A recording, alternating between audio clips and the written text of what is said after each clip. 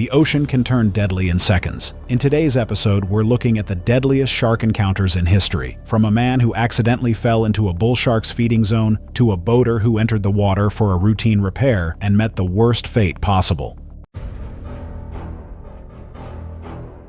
It was June 11th, 2014, the South Carolina coast. June there is warm without being punishing, the kind of weather that makes a boat trip feel easy and a sandbar feel like somewhere worth stopping. On a calm morning, the sandbars visible from the boat look almost inviting, shallow, sunlit, the kind of water that doesn't look like it belongs in the same category as open ocean. That appearance is part of what makes them dangerous during migration season. Marissa Kent was 26, a travel content creator from Tucson, Arizona, who had spent 3 years building an audience around access that most people didn't pursue. She wasn't impulsive. People who had collaborated with her described someone who researched locations for weeks before arrival, who packed with a specific shot list in mind, and who made deliberate decisions rather than reactive ones. She had booked this particular tour specifically because the sandbar location was known for high shark concentration during the summer migration window. You see, she was the kind of person who wanted perfection. By now, every trip she planned should have gone exactly as she wanted. This trip also, she had looked it up. She had planned for it. Getting closer than other people got was a professional approach,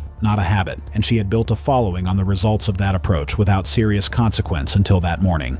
She had booked a spot on a small independent eco-tour operating near a chain of shallow sandbars several hundred yards off the South Carolina coast. The tour advertised close observation of bull sharks moving through warm coastal shallows. The crew had dispersed fish chunks from the boat to concentrate the animals before the viewing window opened. The chum had been working for several minutes by the time the sharks began arriving in visible numbers, tight formations moving through the current in the shallow water around the sandbar, close enough to the surface that their dorsal fins broke the waterline periodically. Before any of that started, every passenger had been told the same thing: remain on the boat. What is notable about Marissa is that she wasn't someone who forgot the instruction or got swept up in a moment of excitement. She heard it, weighed it, decided her reason was sufficient, and entered the water carrying her camera. That level of deliberateness makes this case harder to categorize, not easier. She knew what the water contained. She had booked the tour because of what the water contained. Bull sharks are one of the few shark species genuinely comfortable in shallow coastal water. They are a documented presence in South Carolina coastal shallows during summer months. They are strongly attracted to chum, and they behave differently from most species in a feeding environment. An average adult bull shark runs between 7 and 11 feet and can exceed 500 pounds. They are ambush predators, with some of the highest testosterone levels of any shark species, which directly affects their aggression threshold in a feeding environment. In a well-established chum slick, bull sharks do not circle and assess. They are already oriented toward the source of disruption before anything enters the water. During migration, bull sharks gather in numbers and become extremely sensitive to movement, splashing, and anything disturbing the water's surface. When bait is already spread through the current, anything that enters the water and moves like struggling prey gets treated as part of the feeding environment. The sharks don't stop to analyze what it is. They're already in a heightened feeding state, so anything splashing in from above is simply seen as more prey activity. The sharks make no further distinction beyond that. Marissa entered the waist-deep water carrying a waterproof camera. She had been warned twice before going in. The crew watched her enter. Multiple bull sharks began circling her legs within seconds as drifting bait moved through the current around her. One bull shark struck her upper thigh from below, a feeding strike, consistent with the concentration of stimulus already present in the water. The splashing that followed drew additional bites from animals already operating at elevated agitation. The response was not coordinated, and it was not targeted. It was the predictable output of a feeding environment that had just received a new input. Crew members pulled her back onto the boat as quickly as they could reach her, but the damage to the femoral artery had already caused blood loss that could not be managed before they reached shore. She was in that water for less than a minute. The sharks weren't specifically targeting her. They were already hunting, and she entered the water they were hunting in with a camera in hand, instead of making the one choice that might have changed everything: staying on the boat. It was February 9th, 2014, and the waters off Bondi Beach shimmered under the afternoon sun as Kieran Doyle guided his rental jet ski beyond the designated swim zone. Kieran was a 37-year-old appliance delivery driver from Perth, known among colleagues for his easygoing nature and tendency to squeeze adventure into every free day. He had arrived in Sydney 3 days earlier for what he called a reset trip, a a solo week away from the routine of loading refrigerators and navigating delivery schedules. His social media showed photos of coastal walks and beachside meals, but what he wanted most was to get out on the water. He had never operated a jet ski before that afternoon. At the rental kiosk near the south end of Bondi, Kieran paid for a 30-minute ride and signed the standard waiver without reading it fully. The attendant, a university student working a summer job, provided a brief verbal safety rundown. Stay within the buoys, avoid swimmers, and if the engine cuts out, remain on the craft and signal for help. The attendant noted that Kieran nodded, seemingly eager to get moving. He had no boating experience and no understanding of how quickly circumstances could shift beyond the surf line. The attendant did not insist he attach the kill cord, and Kieran never clipped it on. The outer zone of Bondi Beach drops off sharply where the sandbar ends, creating a nutrient-rich upwelling that attracts bait fish and, consequently, larger predators.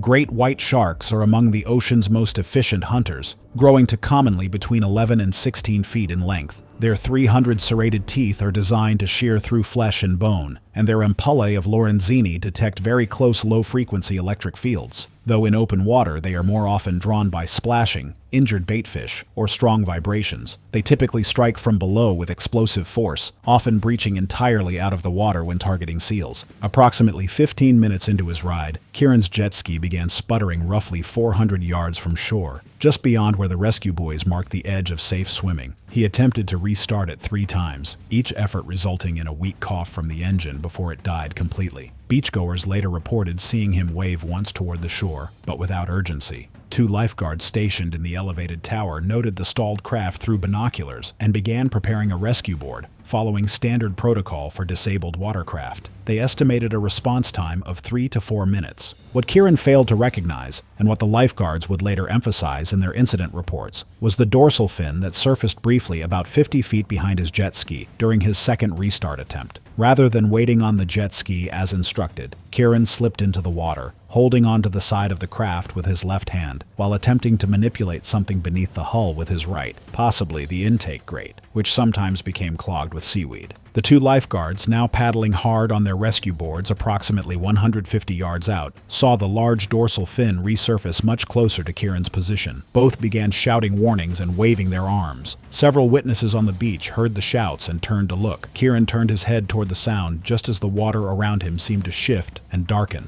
The great white rose from below with stunning speed, its momentum carrying both shark and victim upward against the hull of the jet ski, with enough force to tip the craft onto its side as Kieran's weight shifted in the water. The shark's jaws closed across Kieran's waist with devastating precision, its upper teeth sinking into his lower back, while the bottom row crushed through his abdomen. Witnesses described seeing a massive bite that engulfed his torso, while the lower half remained partially visible for a few seconds before being dragged under by the shark. The shark shook its head laterally once, a behavior used to tear off large chunks, then circled briefly before returning for another bite. The upper torso remained firmly in the jaws as the shark tore through muscle and bone. Rather than a clean separation, the lower half was gradually pulled under with water movement and the shark's own momentum. The water erupted in a dark red bloom that spread rapidly across the surface. The jet ski, now capsized, drifted slowly in a circle. One of Kieran's sandals floated free, bobbing in the expanding blood slick. The lifeguards, still 75 yards away, immediately radioed for backup and a rescue boat. They reached the area within 2 minutes of the attack, but there was nothing to rescue, only the overturned jet ski and the unmistakable evidence of catastrophic predation. A surf life-saving rescue boat arrived approximately 6 minutes after the initial emergency call, along with 2 police vessels. Divers located Kieran's remains roughly 30 feet below the surface, lodged against an outcropping of rock approximately 80 yards from the attack site. Additional remains were recovered the following morning, washed onto rocks at the southern end of Bronte Beach, just over a mile away. The coroner's report noted death by exsanguination and catastrophic trauma, with injuries consistent with a large predatory shark. Bite radius measurements suggested a shark between 14 and 16 feet in length. Bondi Beach remained closed for 4 days following the attack, during which aerial patrols spotted multiple great whites in the area. Kieran's family traveled from Perth to claim his remains, and a small funeral service was held at a chapel overlooking the Indian Ocean, far from the beach that had taken him. It was July 9, 2018, when the coastline of False Bay stretched along the Cape Town shoreline in South Africa, its beaches drawing families seeking relief from the midday heat. The sky hung overcast, casting a gray pallor across the water, and reducing visibility both above and below the surface. Moderate swells rolled in from the Atlantic, creating choppy conditions with intermittent wave sets that broke unevenly across the sandbar. Just offshore, a thriving seal colony occupied rocky outcroppings, the animals barking and diving in their constant search for fish. Their presence transformed this section of coastline into a natural hunting ground for apex predators that patrol these waters year-round. The combination of reduced light conditions and active prey created an environment where predator and potential victim could intersect with devastating consequences. Winnie Blott, a 19-year-old first-year university student, had joined her family for a holiday swim during what appeared to be a calm weather window.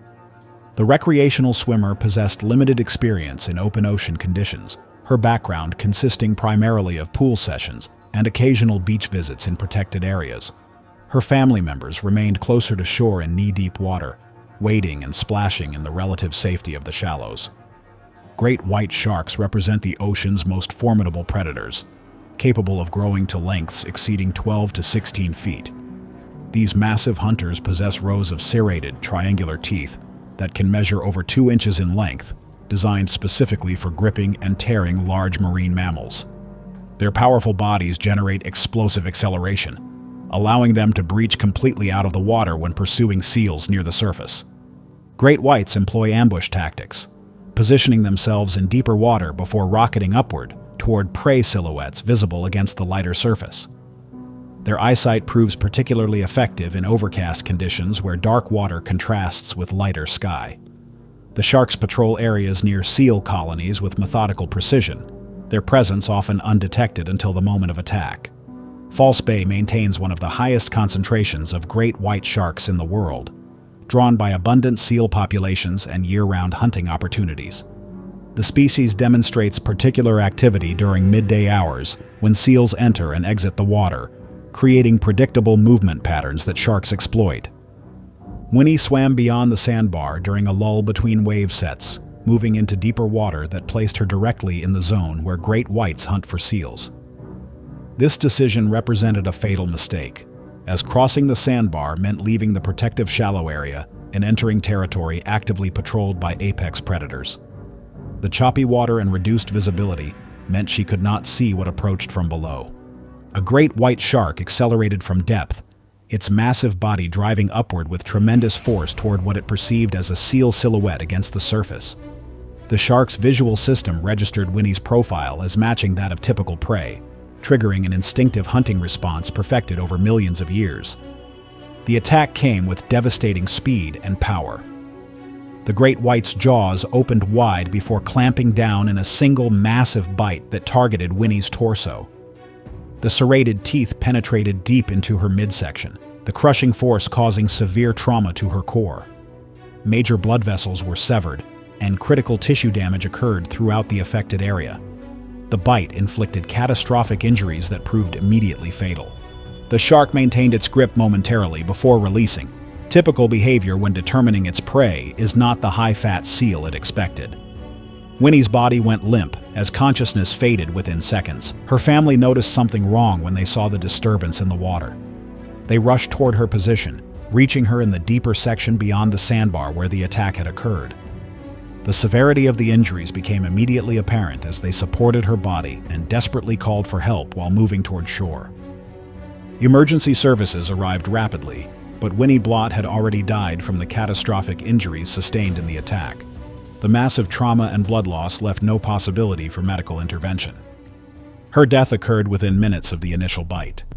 Authorities conducted a thorough investigation, confirming the attack involved a large great white shark based on bite patterns and witness accounts. The incident led to temporary beach closures and renewed discussions about shark safety measures in False Bay. Marine biologists noted that the overcast conditions, seal activity, and Winnie's position beyond the sandbar had created perfect conditions for mistaken identity.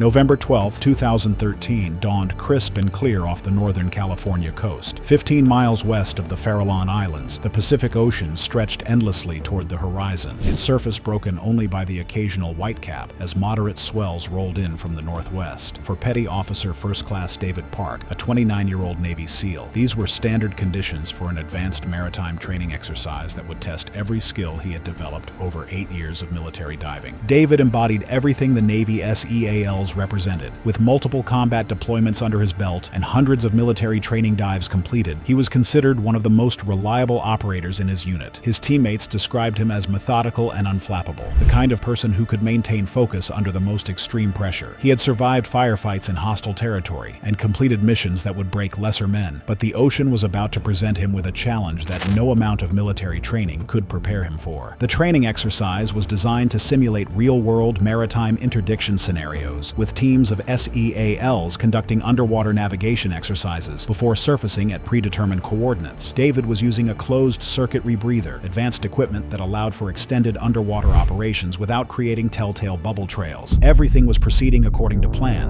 until 2:15 p.m., when his rebreather began malfunctioning at a depth of 60 feet. Military protocol for rebreather malfunctions was clear and non-negotiable. Immediate emergency ascent to the surface. David followed his training perfectly, ascending rapidly while monitoring his equipment for any signs of carbon dioxide poisoning. What he couldn't have known was that his emergency ascent would bring him to the surface in an area where harbor seals were actively feeding on a massive bait ball, creating exactly the kind of chaotic surface activity that attracts the ocean's apex predator. David surfaced 150 yards from his pickup point, his emergency beacon automatically activating to alert his dive team. Following protocol, he remained calm and began swimming toward the support vessel while monitoring his surroundings. The water around him was alive with feeding activity, but David's training had prepared him for wildlife encounters. What he couldn't have anticipated was that a 14-foot great white shark had been hunting the abundant seal population and was already in full predatory mode. From his military briefings, David knew that great white sharks are the ocean's most efficient hunters, with sensory systems so advanced they can detect the slightest electrical impulses and vibrations from considerable distances. During feeding events, these apex predators enter a heightened state of aggression, their prehistoric brains focused entirely on capitalizing on the abundant prey. A mature great white can accelerate rapidly through the water, launching their massive bodies with tremendous force when attacking from below. The great white had been tracking the feeding activity when David's emergency ascent brought him directly into the predator's hunting zone. To the shark's primitive brain, David's black wetsuit and surface movements were indistinguishable from a seal. The attack came from directly below with explosive force. The massive shark breached the surface partially, its jaws clamping down on David's torso with devastating power. The great white's attack was a textbook example of their hunting prowess, a vertical strike from the depths with such force that both David and the shark were launched several feet above the water's surface. David's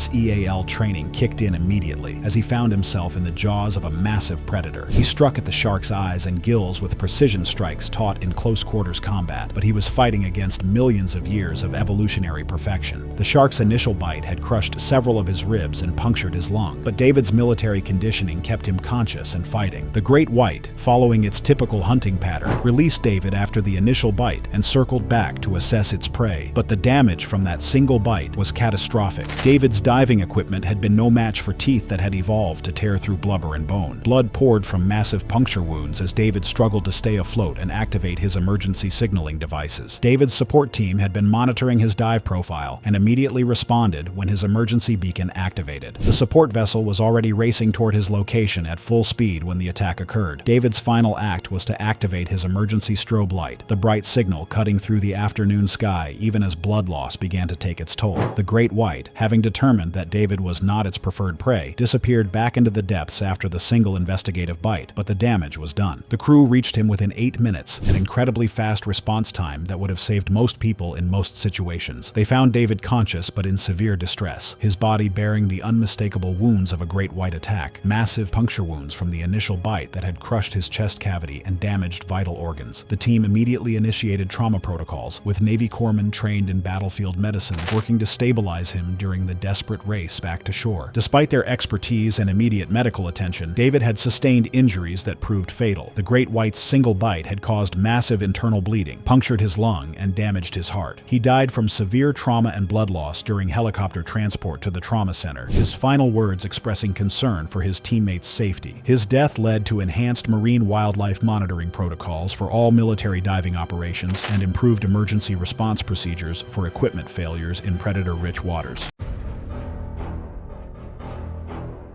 July 15, 2013 brought perfect diving conditions to the waters off Cape Cod, Massachusetts. The summer sun blazed overhead in a cloudless sky, and the Atlantic Ocean stretched endlessly toward the horizon in shades of deep blue and green. A gentle southwest breeze created just enough surface chop to keep the water oxygenated, while underwater visibility extended to an impressive 40 feet. Captain Reef, Sharky Maddox, wiped the salt spray from his weathered face as he positioned his salvage vessel over the GPS coordinates he had marked 3 days earlier. At 35, Reef embodied everything that made New England commercial divers legendary: tough, resourceful, and willing to tackle jobs that others considered too dangerous or unprofitable. His nickname, Sharky, had been earned not from any encounters with predators, but from his aggressive business tactics and his ability to smell opportunity in the water, like a shark detecting blood. Reef had built his marine salvage company from nothing over 12 years of commercial diving experience. He had recovered everything from sunken yachts to lost fishing gear, building a reputation as the guy who could find and retrieve anything that ended up on the ocean floor. His clients knew him as reliable and fearless, the type who would dive in storms, work in zero visibility, and tackle recoveries that insurance companies had written off as impossible. That morning, Reef was preparing for what should have been a routine salvage operation. 3 days earlier, a 42-foot sport fishing vessel had sunk during a sudden squall while returning from a successful charter trip. The boat had gone down in 35 feet of water, with valuable electronics and fishing equipment still aboard. The job was particularly attractive because the boat had been carrying high-end fishing gear worth over $50,000, and Reef's contract included a percentage of the recovered value. The vessel had been targeting bluefin tuna and had been using large quantities of bait fish to attract the massive predators. When the boat sank, all of that bait had gone down with it, creating an underwater buffet that would attract scavengers and predators for weeks. What made this salvage particularly dangerous was the timing and location. July marks the peak of summer feeding season off Cape Cod, when the waters become a highway for migrating fish species and the predators that follow them. At 10:30 a.m., Reef suited up in his commercial diving gear and performed his final equipment checks. The water temperature was a comfortable 68 degrees, and the gentle current would make navigation around the wreck relatively easy. He entered the water with his cutting tools and recovery bags, descending along the anchor line toward the sunken vessel. The visibility was excellent, allowing him to see the entire wreck as he approached. Schools of bait fish had already discovered the boat, attracted by the decomposing bait and fish scraps that continued to leak from the vessel's fish boxes and bait wells. The wreck presented a surreal underwater scene, with fishing rods still in their holders and tackle boxes visible through the cabin windows. Reef began his systematic recovery process, starting with the most valuable items in the boat's cabin. The work was routine. He had performed similar recoveries dozens of times. He used his cutting tools to access locked compartments and carefully bagged electronics and personal items for transport to the surface. What Reef didn't know was that an 8-foot shortfin mako shark had been attracted to the wreck site by the scent trail of decomposing bait. Shortfin mako sharks are the Formula One cars of the shark world, capable of reaching speeds exceeding 45 miles per hour and making spectacular leaps up to 20 feet out of the water. These magnificent predators can grow up to 12 feet in length and weigh over 1,000 pounds, with a torpedo-shaped body perfectly designed for high-speed pursuit of prey. Makos are known for their incredible intelligence and occasional aggressive behavior, particularly around fishing vessels where bait and blood in the water can trigger their feeding response. The predator had been following the tuna migration when the chemical signals from the sunken vessel triggered its investigative response. Makos are known for their curiosity about unusual objects, and the combination of a large artificial structure and abundant food sense made the wreck irresistible to the shark's predatory instincts. 45 minutes into the dive, as Reef worked inside the boat's cabin recovering electronics, the mako shark arrived at the wreck site. The predator approached with the lightning-fast movements characteristic of its species, covering the distance from the edge of visibility to the wreck in seconds. The attack came with devastating suddenness and incredible speed. One moment, Reef was focused on removing equipment from the boat's console. The next moment, 800 pounds of apex predator struck him with the force of a torpedo. The Mako's powerful jaws clamped down on his torso, the shark's grip-designed teeth penetrating his wetsuit and body with crushing force. The impact drove Reef against the boat's cabin wall, his equipment scattered across the wreck site. The Mako's attack was characterized by the explosive speed and power that makes these sharks so formidable. There was no warning, no opportunity to defend himself, and no chance to escape once the predator had committed to its strike. The attack lasted less than 2 minutes, but the damage was catastrophic. When the Mako finally released its grip and disappeared back into the blue water, Reef was left with injuries that were immediately life-threatening. His surface support crew heard the commotion through his communication system and immediately began emergency ascent procedures. Despite their rapid response and immediate first aid efforts, Reef had sustained massive internal injuries from the Mako's powerful bite. The shark's teeth had penetrated major blood vessels and organs, causing internal bleeding that was beyond field treatment. He lost consciousness during the emergency ascent and died from massive trauma before being brought to the surface. His final moments were spent not as a master of his underwater domain, but as a victim of nature's most perfectly designed killing machine. The investigation revealed that Mako sharks were known to frequent the area during summer months, following the tuna migration. Marine biologists noted that the sunken boat's decomposing bait had created conditions that would naturally attract predators,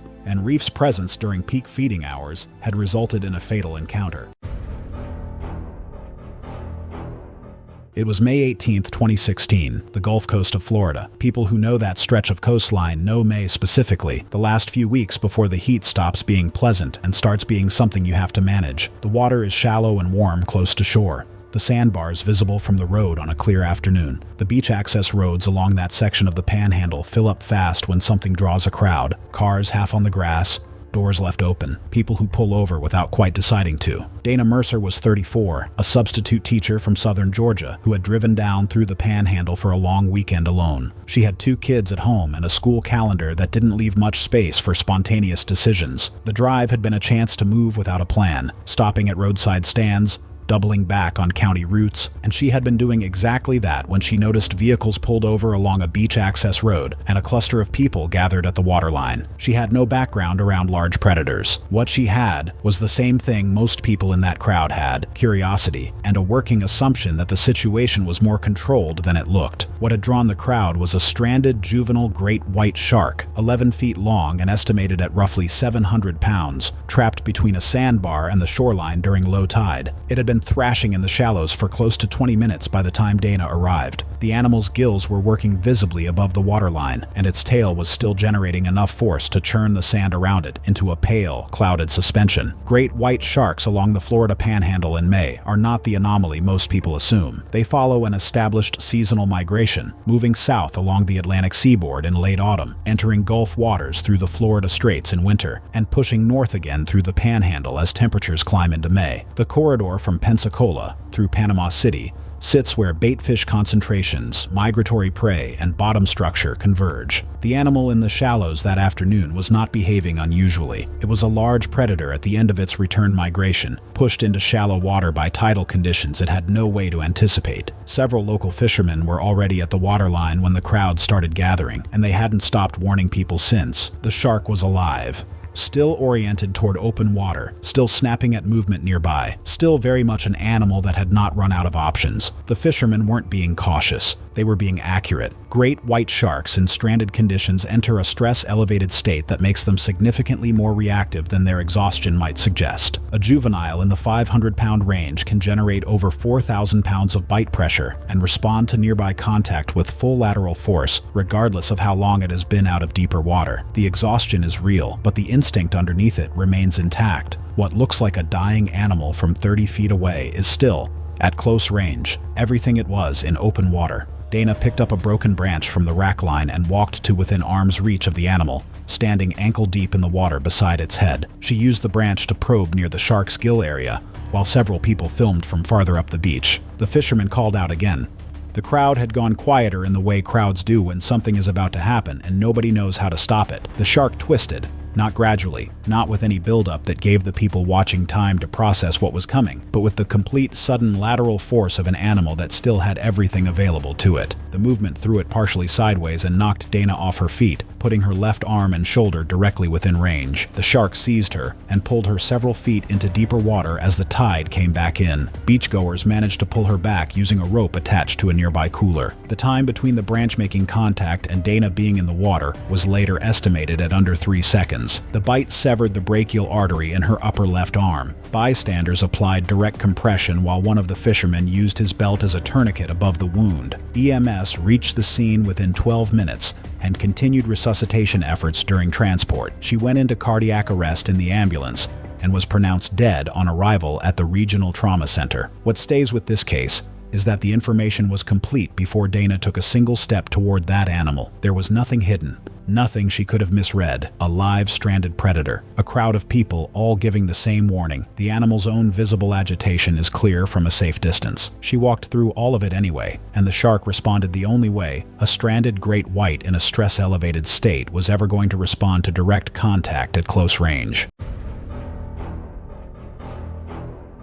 It was January 14th, 2015, the summer heat bearing down on a crowded stretch of sand north of Durban, South Africa, where the Indian Ocean's deceptively calm surface concealed one of the coast's most efficient predators. Thelina Mokoena, 33, worked as an accounting clerk. She rarely took time off, known among her co-workers for volunteering for weekend shifts and staying late during busy periods. This Tuesday was different. After 6 consecutive weeks of overtime, she had finally agreed to take a personal day. She had brought her 9-year-old niece, Kira, promising the girl's mother a fun beach outing. They had arrived mid-morning, and Thelina had rented a bright yellow inflatable float from a vendor near the parking area. Her friend said that she wasn't a strong swimmer, preferring to stay in waist-deep water where she could touch bottom. The float likely gave her confidence to venture slightly farther out, bobbing peacefully as small waves passed beneath. Her niece played in the shallows nearby, building sand structures and collecting shells. When the lifeguard whistles blew sharply across the beach around 11:20 a.m., most swimmers complied immediately, wading toward shore with children in tow. Thelina had started back as well, pulling Kira by the hand. But as they reached knee depth, she noticed the yellow float drifting past the sandbar, carried by a lateral current. The rental had cost 80 rand, not a fortune, but enough that losing it likely felt wasteful. A lifeguard on the tower shouted through a megaphone for everyone to exit the water completely. Thelina waved acknowledgement, but told her niece to stay on the sand while she retrieved the float. The lifeguard could not physically stop everyone, so she was able to wade back out. Tiger sharks are among the ocean's most opportunistic predators, growing up to 16 feet in length and weighing over 1,400 pounds. Unlike great whites, which prefer cooler waters, tiger sharks thrive in tropical and subtropical zones, particularly along coastlines where murky water provides camouflage for ambush hunting. Their serrated teeth are uniquely adapted to saw through bone and turtle shells. Studies show tiger sharks are attracted to contrasting colors and erratic movements, both of which can trigger investigative bites. She waded back in, moving through waist-deep water with determined strokes. The baitfish activity had intensified, creating small eruptions of silver across the surface about 30 yards to her right. Several beachgoers who had gathered their belongings stopped to watch, some pointing at the unusual fish behavior. One man later told investigators he had considered yelling a warning, but assumed the lifeguards had the situation managed. Thelina reached the float in chest-deep water, roughly 60 feet from shore, and grabbed the slippery plastic handle. At that exact moment, the school of baitfish nearest to her exploded upward in a tight spray, their bodies glinting as they scattered in panic. She turned toward shore, pulling the float alongside her body. The water surged violently to her left without warning. A tiger shark, later estimated at approximately 11 feet based on bite radius, rose from below in a sudden upward rush, its mouth already open. The impact threw Thelina upward at an angle, her torso bending sharply backward as the shark's jaws clamped across her midsection just below the ribcage. The bright yellow float flipped free, spinning across the surface. Witnesses on shore saw her upper body jerk violently as the animal bit down with crushing force, its serrated teeth sawing through flesh. The shark twisted sharply to the right, a characteristic tearing motion, and the water around her turned white with foam and then deep red. Her upper body disappeared beneath the surface within seconds as the shark pulled downward, thrashing in short, powerful bursts. The attack was later estimated by witnesses to have lasted only seconds. The water continued to churn for several seconds more, blood spreading rapidly across the surface in an expanding cloud. The medical examination later confirmed catastrophic trauma with substantial tissue loss and multiple deep, jagged lacerations across the abdomen and chest, consistent with repeated bites. Then terribly, everything went still, except for the gentle rocking of the abandoned yellow float. A surfer positioned about 120 feet down the beach had watched the attack unfold. He paddled frantically toward shore, screaming for help before he even reached the sand. Lifeguards activated emergency sirens within seconds of his alert. 2 rescue jet skis, already staged on the beach, launched from the tower station, arriving at the attack site in roughly 4 minutes. They found only the blood slick and the float. One guard reported seeing a large dark shape moving deeper into murky water beyond the sandbar. They recovered no immediate remains. A dive team deployed 40 minutes later located the remains approximately 200 yards offshore in 18 feet of water. The medical examiner reported catastrophic trauma with substantial tissue loss, consistent with a large shark attack. Beach authorities closed roughly 2 miles of coastline for 48 hours, while shark nets were inspected and patrols increased. Local news outlets ran brief reports about the incident, but avoided graphic detail at the family's request. It was May 22, 2017, when the morning sun broke across the crystalline waters surrounding Tavuni Island in Fiji's remote outer reef system. The ocean stretched endlessly in shades of turquoise and deep blue, its surface calm and inviting under cloudless tropical skies. Below the waterline, the reef wall dropped vertically into an abyss, plunging hundreds of feet into darkness where subsurface currents moved with invisible power. The dive boat rocked gently at its mooring, positioned precisely above one of the island's most celebrated wall dive sites, known for encounters with large marine life. Earlier that morning, the dive briefing had emphasized the presence of strong down currents along the wall's edge and recent sightings of tiger sharks in the area. Large sea turtles had been observed gliding near the reef face just hours before, their movements slow and deliberate as they fed on sponges and soft corals. Libby Krause, a 27-year-old environmental science graduate student, had traveled to Fiji specifically for this dive. The certified advanced open water diver approached underwater exploration with methodical precision, always adhering strictly to dive protocols and depth limits. Her partner, a 29-year-old freelance photographer, had opted to remain aboard the boat organizing camera equipment, while Libby joined the scheduled guided descent along the reef wall. Tiger sharks represent one of the ocean's most formidable apex predators, second only to great whites in documented attacks on humans. These massive hunters commonly reach lengths of 10 to 14 feet and can exceed 1,500 pounds, their distinctive dark stripes fading with age as their bodies grow more uniform in color. Tiger sharks possess uniquely serrated teeth with deep notches, designed specifically for cutting through tough materials, including sea turtle shells, marine mammal bones, and thick fish flesh. Unlike more selective feeders, tiger sharks demonstrate indiscriminate eating habits, consuming virtually anything they encounter, from carrion to living prey. They patrol reef edges and drop-offs where deep water meets shallow structures, often rising from depths to investigate movement near the surface or along vertical walls. Their slow, methodical approach to hunting allows them to conserve energy while maintaining constant surveillance of their territory. Libby descended along the vertical reef wall, her depth gauge reading approximately 22 meters, as she drifted slightly away from the dive guide. The planned depth for this dive was shallower still, but the wall's mesmerizing formations and the gentle pull of subsurface currents had drawn her deeper than intended. This deviation from the established dive plan would prove immediately fatal. A tiger shark materialized from the blue water to her left, its massive form gliding parallel to the reef wall with deceptive ease.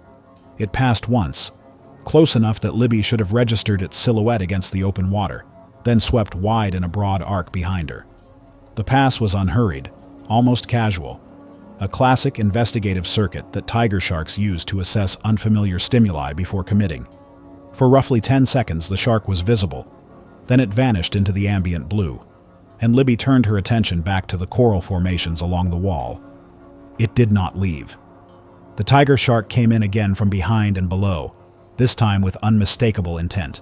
The shark likely detected the minute electrical fields generated by her contracting muscles and beating heart, combined with the vibrations from her fin movements, signals that registered as potential prey along its established hunting corridor.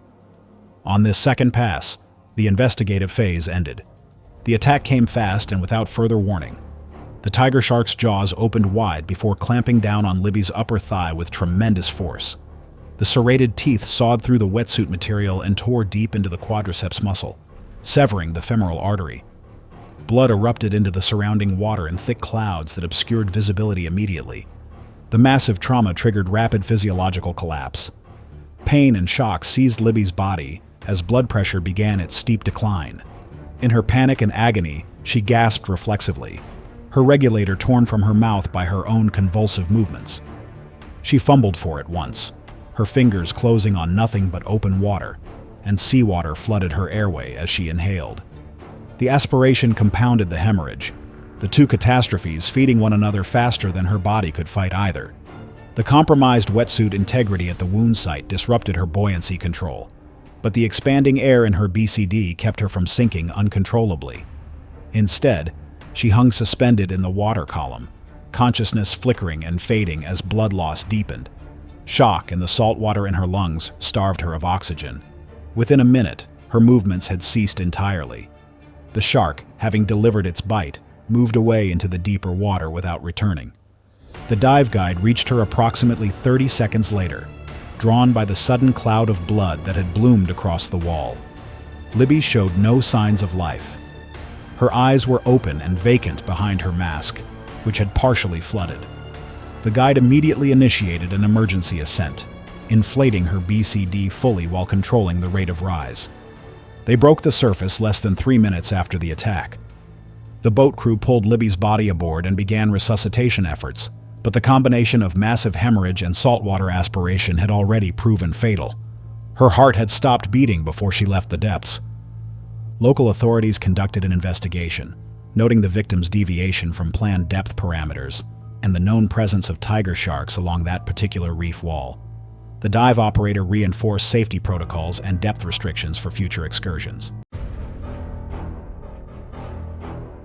June 8, 2018 brought perfect diving conditions to Northern California's Mendocino coast. The morning fog had lifted early, revealing crystal clear water with visibility extending over 30 feet, conditions that would have been ideal for abalone diving in years past. For Carlos Mendoza, a 41-year-old experienced freediver with 15 years of diving experience, these conditions represented an opportunity to explore the underwater landscape he had known for decades, even though the red abalone fishery had been permanently closed 2 years earlier due to population collapse. Carlos was a respected member of the Northern California diving community. Known for his skill, safety record, and deep knowledge of the local marine environment, he had built a reputation as one of the most experienced freedivers on the coast. Since the abalone closure, he had transitioned to underwater photography and marine habitat documentation, using his diving skills to contribute to conservation efforts. His methodical approach to safety had kept him safe through countless dives in some of the most challenging waters on the West Coast. On this particular morning, Carlos was diving with his regular partner Mike Chen, conducting a photographic survey of former abalone habitat for a marine conservation group. They were following strict buddy protocols, with one diver down while the other maintained surface watch. The area they had chosen was a rocky reef system that had once supported abundant abalone populations, but was now showing signs of ecological change due to warming waters and sea star wasting disease. Carlos had been making routine dives to 25 feet, documenting the reef structure and remaining marine life. His technique was flawless: controlled descent, efficient photography work, and careful ascent to avoid shallow water blackout. Mike maintained constant visual contact from the surface, following their established safety protocols. What neither diver realized was that their chosen location had become part of an expanded great white shark hunting territory. The area's ecology had shifted dramatically in recent years. With abalone populations collapsed, the rocky reefs had been colonized by different species, and the local food web had reorganized. Harbor seals, no longer competing with abalone for kelp forest resources, had established new haul-out sites nearby. This change had attracted great white sharks to areas that had previously seen little predator activity. Recent studies would later show that great whites had expanded their hunting ranges as traditional prey distribution shifted due to climate change and ecosystem disruption. During his 7th dive of the morning, Carlos was photographing the barren reef structure at 20 feet when he noticed the water around him had become unusually still. The rockfish that had been abundant during his earlier dives had suddenly disappeared, disappeared, and the usual sounds of the reef had gone quiet. These were subtle warning signs that Carlos, focused on his photography work, initially didn't recognize as significant. A 14-foot great white shark had been patrolling this newly established territory, adapting its hunting patterns to the changed ecosystem. The massive predator had been tracking Carlos's repetitive diving pattern for nearly 15 minutes, his silhouette breaking the surface repeatedly in an area now associated with seal activity. The shark's investigation was methodical. These apex predators often spend considerable time assessing unusual activities in their territory before deciding whether they represent a threat or opportunity. The encounter occurred as Carlos surfaced from his dive, floating calmly while preparing his camera for the next descent. Mike was positioned 30 yards away, maintaining visual contact according to their safety protocol. The great white approached from below with the stealth that makes these predators so effective. Carlos first noticed the shark as a dark shadow beneath him, but by then, the massive predator was already committed to its investigative approach. What happened next demonstrated the calculated nature of great white behavior. The shark didn't strike with the explosive force typical of seal predation. Instead, it approached Carlos with what marine biologists call investigative contact, a behavior where great whites use their mouths to assess unfamiliar objects. The massive jaws made contact with Carlos's torso, the shark's teeth penetrating his wetsuit as it attempted to determine what kind of creature it had encountered. The bite lasted only seconds, but the damage was severe. The great white's teeth, designed for cutting through blubber and bone, created deep puncture wounds in Carlos's chest and abdomen. The shark immediately released him and backed away, likely confused by Carlos's unfamiliar taste and texture. But the investigative bite had caused massive trauma, punctured lungs, damaged ribs, and severed blood vessels that began bleeding heavily into the surrounding water. Mike immediately responded to Carlos's distress calls, reaching him within 90 seconds and initiating emergency procedures. The great white had disappeared after the single contact, following typical investigative behavior, but Carlos was in critical condition. Mike managed to get him to their dive boat and immediately called for Coast Guard assistance while applying pressure to the wounds and monitoring Carlos's vital signs. The Coast Guard helicopter reached their location within 22 minutes, an excellent response time for the remote area. Carlos remained conscious during the initial rescue efforts, even helping to describe what had happened to the medical team. However, the great white's investigative bite had caused internal injuries that proved fatal. The massive predator's teeth had punctured vital organs and severed major blood vessels, creating internal bleeding that couldn't be controlled. Despite immediate trauma surgery at the regional medical center, Carlos died from internal bleeding and complications related to his injuries, his body unable to recover from the devastating damage inflicted by one of nature's most perfect predators.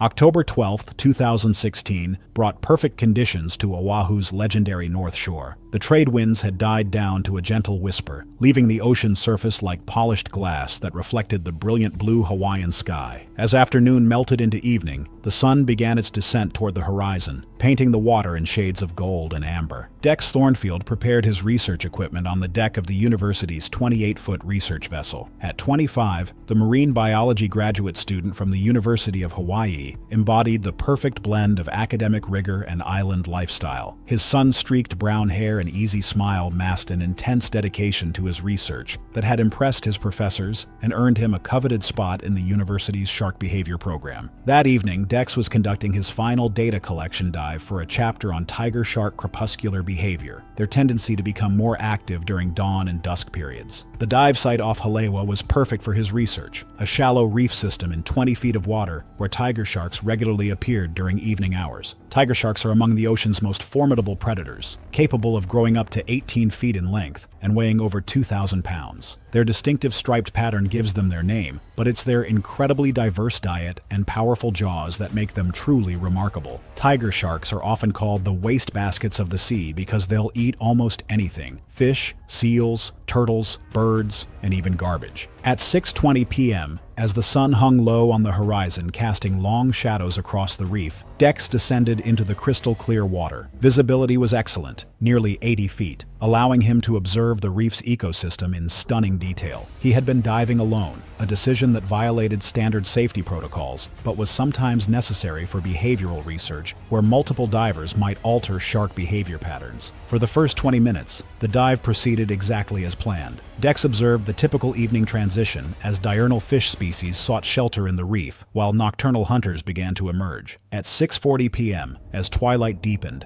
Dex noticed a large shadow moving along the reef's edge. His pulse quickened with excitement as he recognized the distinctive silhouette of a mature tiger shark, exactly what he had been hoping to observe. The shark was magnificent, approximately 11 feet in length, with the characteristic broad head and powerful build of a mature female. Her distinctive tiger stripes were clearly visible in the fading light, and she moved with the confident, unhurried pace of an apex predator, surveying her territory. Dex began documenting the shark's movement patterns, noting her methodical search behavior as she investigated crevices and overhangs where prey might be hiding. During twilight hours, this investigative behavior becomes more pronounced as they actively hunt for diverse prey species. The shark's behavior initially followed the patterns Dex had observed in previous encounters: systematic hunting movements, occasional pauses to investigate interesting scents or vibrations, and the characteristic head-swaying motion that helps them pinpoint prey locations. But as the light continued to fade and the shark's hunting instincts became more pronounced, her behavior began to change. She started moving more directly, her swimming pattern becoming less exploratory and more purposeful. What Dex didn't realize was that he had become the focus of her attention, not as a researcher observing a subject, but as a potential prey item that had triggered her predatory response during the peak hunting hours of twilight. The attack came with shocking suddenness. One moment Dex was filming the shark's approach, excited about the close-range behavioral data he was collecting. The next moment, 2,000 pounds of apex predator struck him from the side with devastating force. The tiger shark's massive jaws clamped down on his torso, her serrated teeth designed by evolution to slice through the toughest materials, penetrating his wetsuit and body with surgical precision. The impact drove Dex against the coral reef, his camera and equipment scattered across the sandy bottom. He fought desperately, trying to push against the shark's snout, but the animal's grip was unbreakable. The attack lasted less than a minute, but the damage was catastrophic. When the shark finally released her grip and disappeared back into the darkening water, Dex was left with massive trauma to his chest and abdomen. Blood clouded the water around him as he struggled to reach the surface, his diving training taking over even as his body went into shock. His research partner on the boat heard the commotion and saw the blood in the water, immediately calling for emergency assistance. Coast Guard rescue swimmers reached him within 12 minutes, but the tiger shark's powerful bite had caused massive injuries to his torso, and he died from trauma before rescue swimmers could get him to safety. Dex Thornfield's death was a tragic irony. A dedicated researcher who had spent years studying tiger shark behavior, ultimately becoming a victim of the very predators he sought to understand. The investigation revealed that Dex had been conducting research during peak tiger shark activity hours in an area known for aggressive encounters. Marine biologists noted that his presence during the shark's most active hunting period had created conditions for a predatory response rather than the passive observation he had expected. It was October 3rd, 2018, the Florida Panhandle coast. October is the quietest month on that stretch of shoreline. The summer crowds are gone, the water has cooled just enough to feel different, and the fall fish migrations bring activity close to shore that draws serious fishermen and very little else. The beach access roads that were full 3 months earlier are nearly empty. The light sits lower in the afternoon sky, and the Gulf takes on a darker, greener color that it doesn't have in summer. The pier itself had been abandoned for years, its structure weathered down to bare pilings that still held the current in ways that made the surrounding water productive for anyone who knew how to read it. Gulls gathered along the old crossbeams at dusk. The warning signs posted along the beach that week were the only thing that had changed. Caleb Drummond was 29. A roofing contractor from a small town in southern Alabama who drove out to that stretch of Gulf coastline near the abandoned pier every fall when the tarpon run came through. He had learned the spot from an uncle years earlier and had returned to it enough times to know the current by reading the surface. He knew where the fish stacked, which side of the pier structure held bait longest, and how the tide affected the window. He arrived mid-morning, set his cooler and tackle near the waterline, and worked the shoreline methodically the way someone does when they've done the same thing enough times that the routine itself is part of the draw. He was not a thrill seeker by any measure. He wore his harness at elevation on job sites, showed up before the crew, and didn't cut corners on work that mattered. He was simply very comfortable in that stretch of water, the kind of comfort people develop after being there many times without anything going wrong. But that week was different. Large great hammerhead sharks had moved unusually close to shore, following massive schools of tarpon near the old pier, and warning signs had been posted telling people to stay out of the water. The signs were visible from the access point. Caleb had read them before he set up his gear. What I notice about Caleb is that he absorbed the warning as information about the water in general, not about what he was specifically about to do in it. He wasn't swimming. He was fishing from the bank. For most of the afternoon, that distinction held. Great hammerhead sharks are capable of exceeding 18 feet in length and 1,000 pounds. The structure of their head, the wide, flattened cephalofoil, provides precise lateral turning control in shallow water, an advantage that becomes consequential during active pursuit of prey near the surface.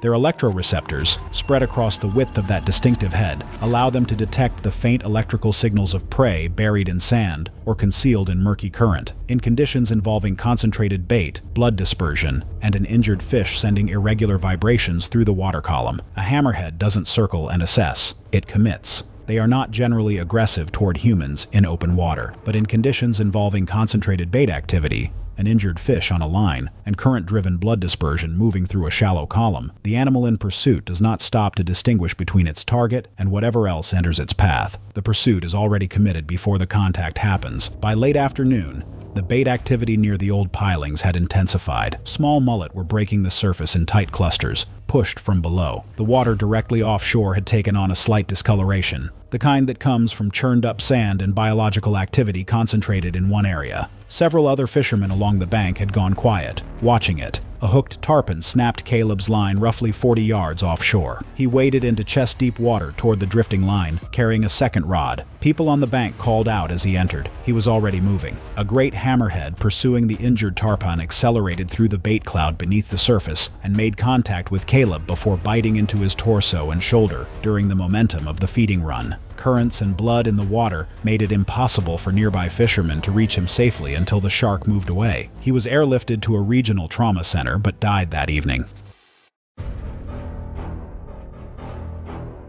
It was September 22, 2018, and the murky waters of Manila Harbor held secrets beneath their oily surface. A minor fuel spill 2 days earlier had left a sheen of debris floating near the river mouth where the Pasig emptied into the bay. And now a dozen volunteers waded through the contaminated shallows, hauling plastic bottles and soaked cardboard toward waiting collection boats. None of them knew that the same polluted conditions that drew them there had also attracted one of the ocean's most adaptable predators, a bull shark that had followed the scent of organic waste and blood from fish processing plants upstream. Ronald Pabico was a 45-year-old warehouse loader from the Tondo district, a man whose calloused hands told the story of 20 years moving cargo along Manila's waterfront. His neighbors knew him as dependable but quiet, the kind of man who showed up early for work and never complained about double shifts during the busy season. He had joined the cleanup effort through a parish church, where his wife served as a lector. Ronald rarely participated in church activities, but the priest had made a special announcement about needing volunteers, and his wife said that something about the direct plea had moved him to raise his hand. That Saturday morning, Ronald had taken a jeepney to the harbor with 3 other parishioners, arriving at the staging area where organizers from a local environmental group distributed gloves and mesh bags. He signed the volunteer roster in careful block letters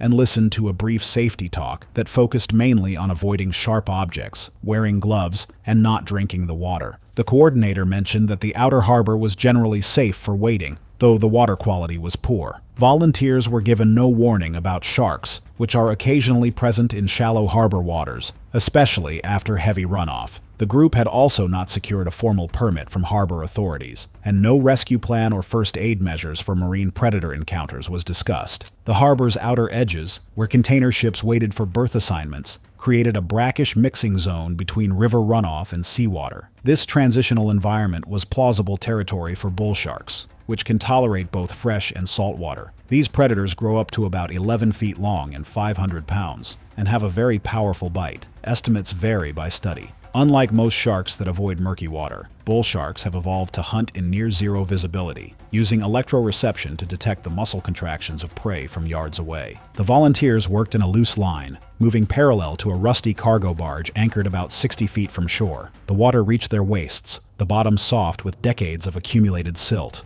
Ronald worked methodically, bending to grab floating trash and stuffing it into his mesh bag. The barge crew, 4 men taking a cigarette break on deck, watched the volunteers with mild interest. One of them later told investigators he had noticed something large moving beneath the surface but had assumed it was debris caught in the current. The spill itself had created conditions that reduced visibility to less than a foot. The splashing of volunteers mimicked the erratic movements of injured fish. Blood and organic waste from the river mouth had drawn the shark into the harbor days earlier, and it had remained, feeding on the abundant prey the polluted water concealed. Bull sharks may exhibit bold behavior in confined, shallow spaces where escape is limited, increasing the chance of opportunistic attacks. Ronald had moved slightly ahead of the other volunteers, reaching for a cluster of plastic bags tangled in floating wood. He pulled the bags free and turned back toward the collection boat. The cargo barge crew saw the water erupt before anyone heard the sound. The bull shark struck from directly below with devastating force, its blunt snout slamming into Ronald's upper thighs and lower torso before its jaws clamped shut. The shark performed a thrashing motion, which teeth-equipped sharks use to tear pieces from large prey. The water around the collection site quickly clouded with blood and debris. The other volunteers began screaming and thrashing toward the collection boat and shore ladders. One woman vomited into the water. A young man later told police he saw Ronald's legs severely damaged and drifting separately, while his torso was heavily injured but partially submerged. According to witnesses, everything happened in an instant. On the barge, a deckhand grabbed the radio and called harbor authorities, shouting that someone had been attacked in the water.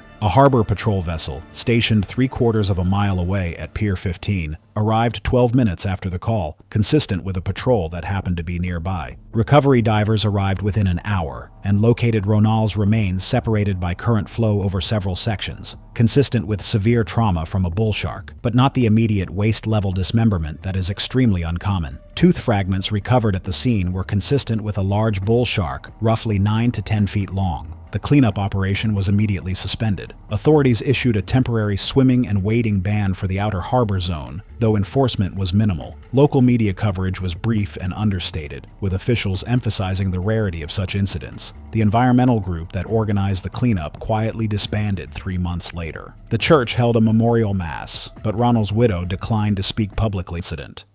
The shark was never located.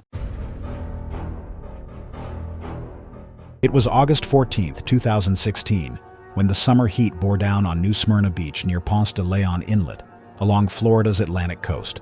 The shoreline stretched for miles, its pale sand dotted with beach umbrellas and scattered groups of vacationers enjoying the weekend warmth. Earlier that morning, heavy rain had swept through the area, leaving the ocean transformed into a murky brown soup, as sediment and runoff poured from the nearby inlet. The water visibility had dropped to mere inches, turning what was normally clear surf into an opaque barrier. Schools of mullet moved nervously through the shallows, their silver bodies occasionally breaking the surface in tight clusters. The lifeguard towers stood unmanned, their occupants having completed their shifts hours earlier, leaving only weathered caution flags flapping in the humid coastal breeze. Danton Skiff, a 32-year-old commercial roofing foreman from Jacksonville, had made the drive south with 2 co-workers for their regular weekend escape from demanding construction schedules. The physically imposing worker spent his weeks hauling materials across scorching rooftops, making these ocean sessions his primary method of decompression. His 2 companions, both construction workers in their mid-30s, remained on the beach organizing surfboards and restocking coolers. The trio had chosen this location for its consistent wave formations and warm summer water temperatures that allowed for extended sessions without wetsuits. Bull sharks rank among the ocean's most dangerous predators, possessing a unique ability to thrive in both saltwater and freshwater environments.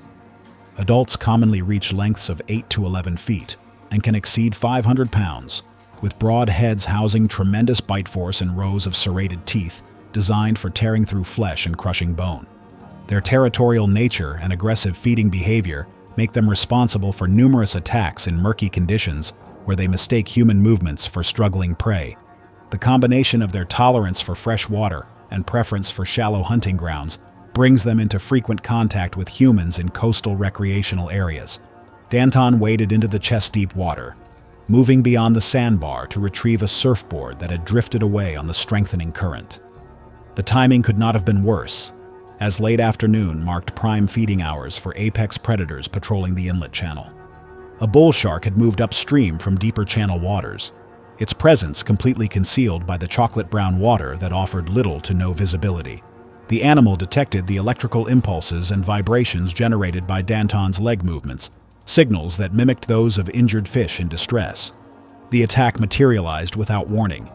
The bull shark surged forward through the murky water, its jaws clamping down on Danton's left thigh with devastating force. The serrated teeth sank deep into the quadriceps muscle, tearing away a massive section of tissue and exposing the underlying bone as the shark's powerful head thrashed violently side to side. The bite ripped through the femoral artery, sending blood erupting into the water as the major vessel ruptured.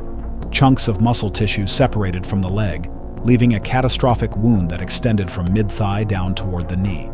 Danton collapsed instantly into the surf, his leg structurally compromised, and his body entering immediate hypovolemic shock from the rapid blood loss. The shark released its grip and turned back toward deeper water, having delivered what it likely perceived as a test bite.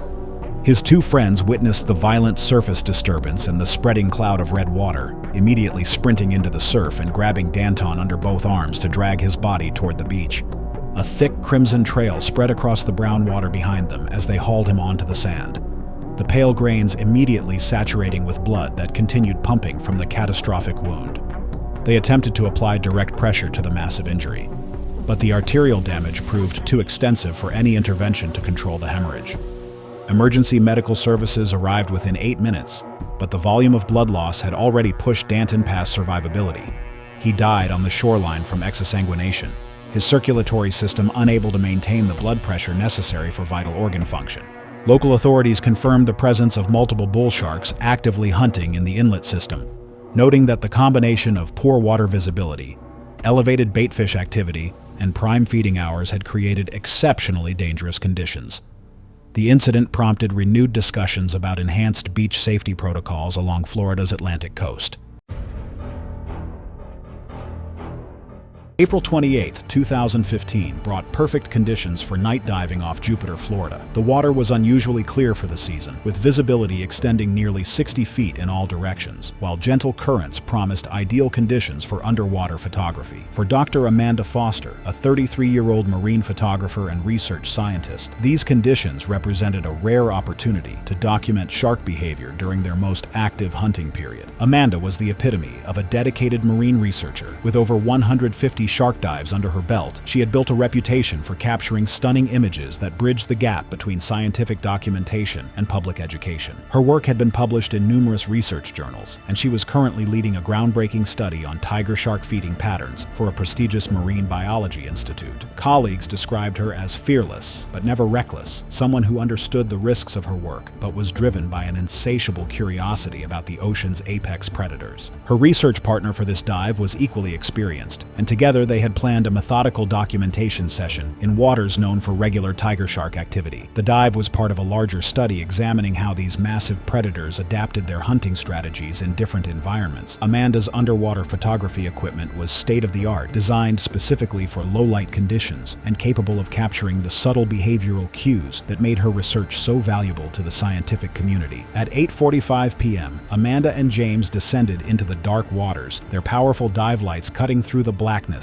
as they searched for their subjects. They maintained proper buddy protocol, staying within 15 feet of each other as they documented the nighttime reef activity. Everything was proceeding according to plan when an unexpected strong current began to separate the dive team. Despite their best efforts to stay together, the current was stronger than forecasted, and within minutes Amanda found herself 25 feet from James, still within acceptable range but at the edge of their safety protocols. Through her viewfinder, Amanda spotted a magnificent 11-foot tiger shark displaying feeding behavior near a coral outcropping. Following research protocol, she signaled James and began documenting the encounter from what should have been a safe distance. Amanda knew from her extensive research that tiger sharks are among the ocean's most formidable predators, capable of growing up to 18 feet long and weighing over 1,400 pounds. Unlike great whites, tiger sharks are active hunters at night, using their exceptional senses to locate prey in complete darkness. Their jaws are incredibly versatile, powerful enough to crush sea turtle shells and equipped with uniquely serrated teeth designed to saw through virtually any material, from bone to metal. What makes them particularly dangerous is their curiosity about unusual objects and movements, earning them a reputation as one of the ocean's most unpredictable predators. The shark was exhibiting normal investigative behavior, the distinctive movements that indicated it was hunting in the area. Amanda maintained proper distance and followed all safety protocols, but tiger sharks are known for their curiosity about unusual objects and lights. The attack came without warning as Amanda was photographing the shark's natural behavior from what should have been a safe distance. The massive tiger shark, likely attracted by the unusual lights and movements, approached with calculated precision. The first contact was investigative. The shark bumped Amanda's camera housing with its snout, a common behavior when these predators encounter unfamiliar objects. Amanda followed protocol, remaining calm and avoiding sudden movements, but the shark's investigation escalated quickly. The tiger shark's bite was swift and decisive. The massive jaws clamped down on Amanda's shoulder and upper arm. The shark's uniquely designed teeth, curved and serrated like saw blades, penetrating through her wetsuit and into tissue. The bite lasted only seconds before the shark released her, but the damage was severe. Amanda's buoyancy control device was punctured, and she had sustained deep lacerations that were bleeding heavily into the surrounding water. James immediately responded to Amanda's distress signals, reaching her within seconds and initiating emergency ascent procedures. But the tiger shark, having tasted blood, showed renewed interest in the area. As James helped Amanda toward the surface, the predator approached again, this time making contact with Amanda's legs as she struggled to ascend. The second encounter was brief, but devastating, the shark's powerful jaws creating additional wounds before backing away. Amanda's dive computer emergency ascent alarm activated, and James managed to get her to the surface while using his dive light to deter the shark. The surface support boat, monitoring their dive profiles, immediately responded to the emergency signals. They reached Amanda within 12 minutes of the initial attack, but she had sustained massive blood loss from multiple wounds. The tiger shark had disappeared into the depths, likely having determined that Amanda was not its preferred prey, but the damage was done. Despite immediate medical attention and a helicopter evacuation, Amanda succumbed to her injuries during transport to the trauma center, her body unable to recover from the massive blood loss and trauma inflicted by one of the ocean's most powerful predators. The incident led to enhanced safety protocols for night shark research, including mandatory tethering systems and improved emergency response procedures. Amanda's death was a tragic reminder that even when following proper protocols, researchers working with apex predators face inherent risks that can't be completely eliminated. March 18, 2017 dawned with the kind of perfect conditions that underwater photographers dream about. 45 miles southeast of Key West, the Gulf Stream's crystal-clear blue water stretched endlessly toward the horizon, its surface barely disturbed by the gentlest of swells. The sun blazed overhead in a cloudless sky, sending shafts of brilliant light deep into the water column. Phoenix Waverly adjusted his camera housing as he prepared for what he hoped would be the dive of his career. At 32, the freelance underwater photographer had built an impressive portfolio shooting for diving magazines and National Geographic submissions, but he had never captured the images that would truly establish his reputation in the competitive world of marine photography. His sun-weathered face and calloused hands told the story of 6 years spent chasing the perfect shot in some of the world's most challenging underwater environments. That morning, Phoenix had chartered a boat to take him to coordinates where oceanic white-tip sharks had been reported. These magnificent predators were exactly what he needed for his latest project, a photo essay on open ocean apex predators for a major diving publication. The dive site was perfect. Deep blue water with excellent visibility extending over 150 feet in every direction, with the bottom at over 2,000 feet below. At 1:30 p.m., Phoenix entered the water with his camera equipment and a mesh bag containing frozen mackerel and sardines. The water temperature was a perfect 78 degrees, and the visibility was so clear that he could see the boat's anchor line disappearing into the blue depths below. The first oceanic white-tip appeared within minutes, materializing out of the blue like a ghost. Phoenix's heart raced with excitement as he recognized the distinctive white-tipped fins and stocky build of a mature male, probably 10 feet in length. Unlike coastal shark species that might be cautious around humans, oceanic white-tips are known for their fearless curiosity and tendency to investigate anything that enters their domain. They're often called the sea dogs because of their persistent, almost aggressive approach to potential food sources. The shark approached with the characteristic bold confidence of its species, circling Phoenix at a distance of about 20 feet while sizing up this new addition to its territory. Phoenix began photographing immediately, capturing the shark's graceful movements as it patrolled the water column. To attract the shark closer for more intimate portraits, Phoenix opened his bait bag and released a small amount of fish blood and oil into the water. The effect was immediate and dramatic. The oceanic white-tip's behavior changed instantly, its movements becoming more direct and purposeful as its feeding instincts were triggered by the scent of prey. Within minutes, 2 more oceanic white-tips appeared, Drawn by the chemical signals dispersing through the water, Phoenix found himself surrounded by 3 magnificent predators, each one larger and more impressive than the last. For nearly an hour, Phoenix captured incredible images as the sharks investigated the bait and circled his position. But as the bait continued to disperse through the water and more sharks arrived, the situation began to change. The oceanic whitetips were becoming increasingly excited, their movements more erratic and aggressive as their feeding response intensified. Phoenix, focused on capturing the perfect shot, didn't immediately recognize the warning signs. When he finally decided it was time to surface, he discovered that the situation had become far more complex than he had anticipated. As Phoenix began his ascent toward the surface, the largest female oceanic whitetip intercepted his path, her behavior now clearly aggressive rather than merely curious. The shark had been stimulated into feeding mode by the bait, and Phoenix's movements triggered her predatory response. The attack came as Phoenix reached a depth of 30 feet, still 200 yards from the dive boat. The female oceanic whitetip struck from below with devastating force, her powerful jaws clamping down on his torso. The impact drove him deeper into the water, his regulator torn from his mouth as the shark began the characteristic thrashing behavior that oceanic whitetips use to disorient and weaken their prey. Phoenix fought desperately, striking at the shark's snout and trying to reach his diving knife, but the animal's grip was unbreakable. The attack continued for nearly a minute before the shark released its grip, only to be replaced by one of the other whitetips that had been circling nearby.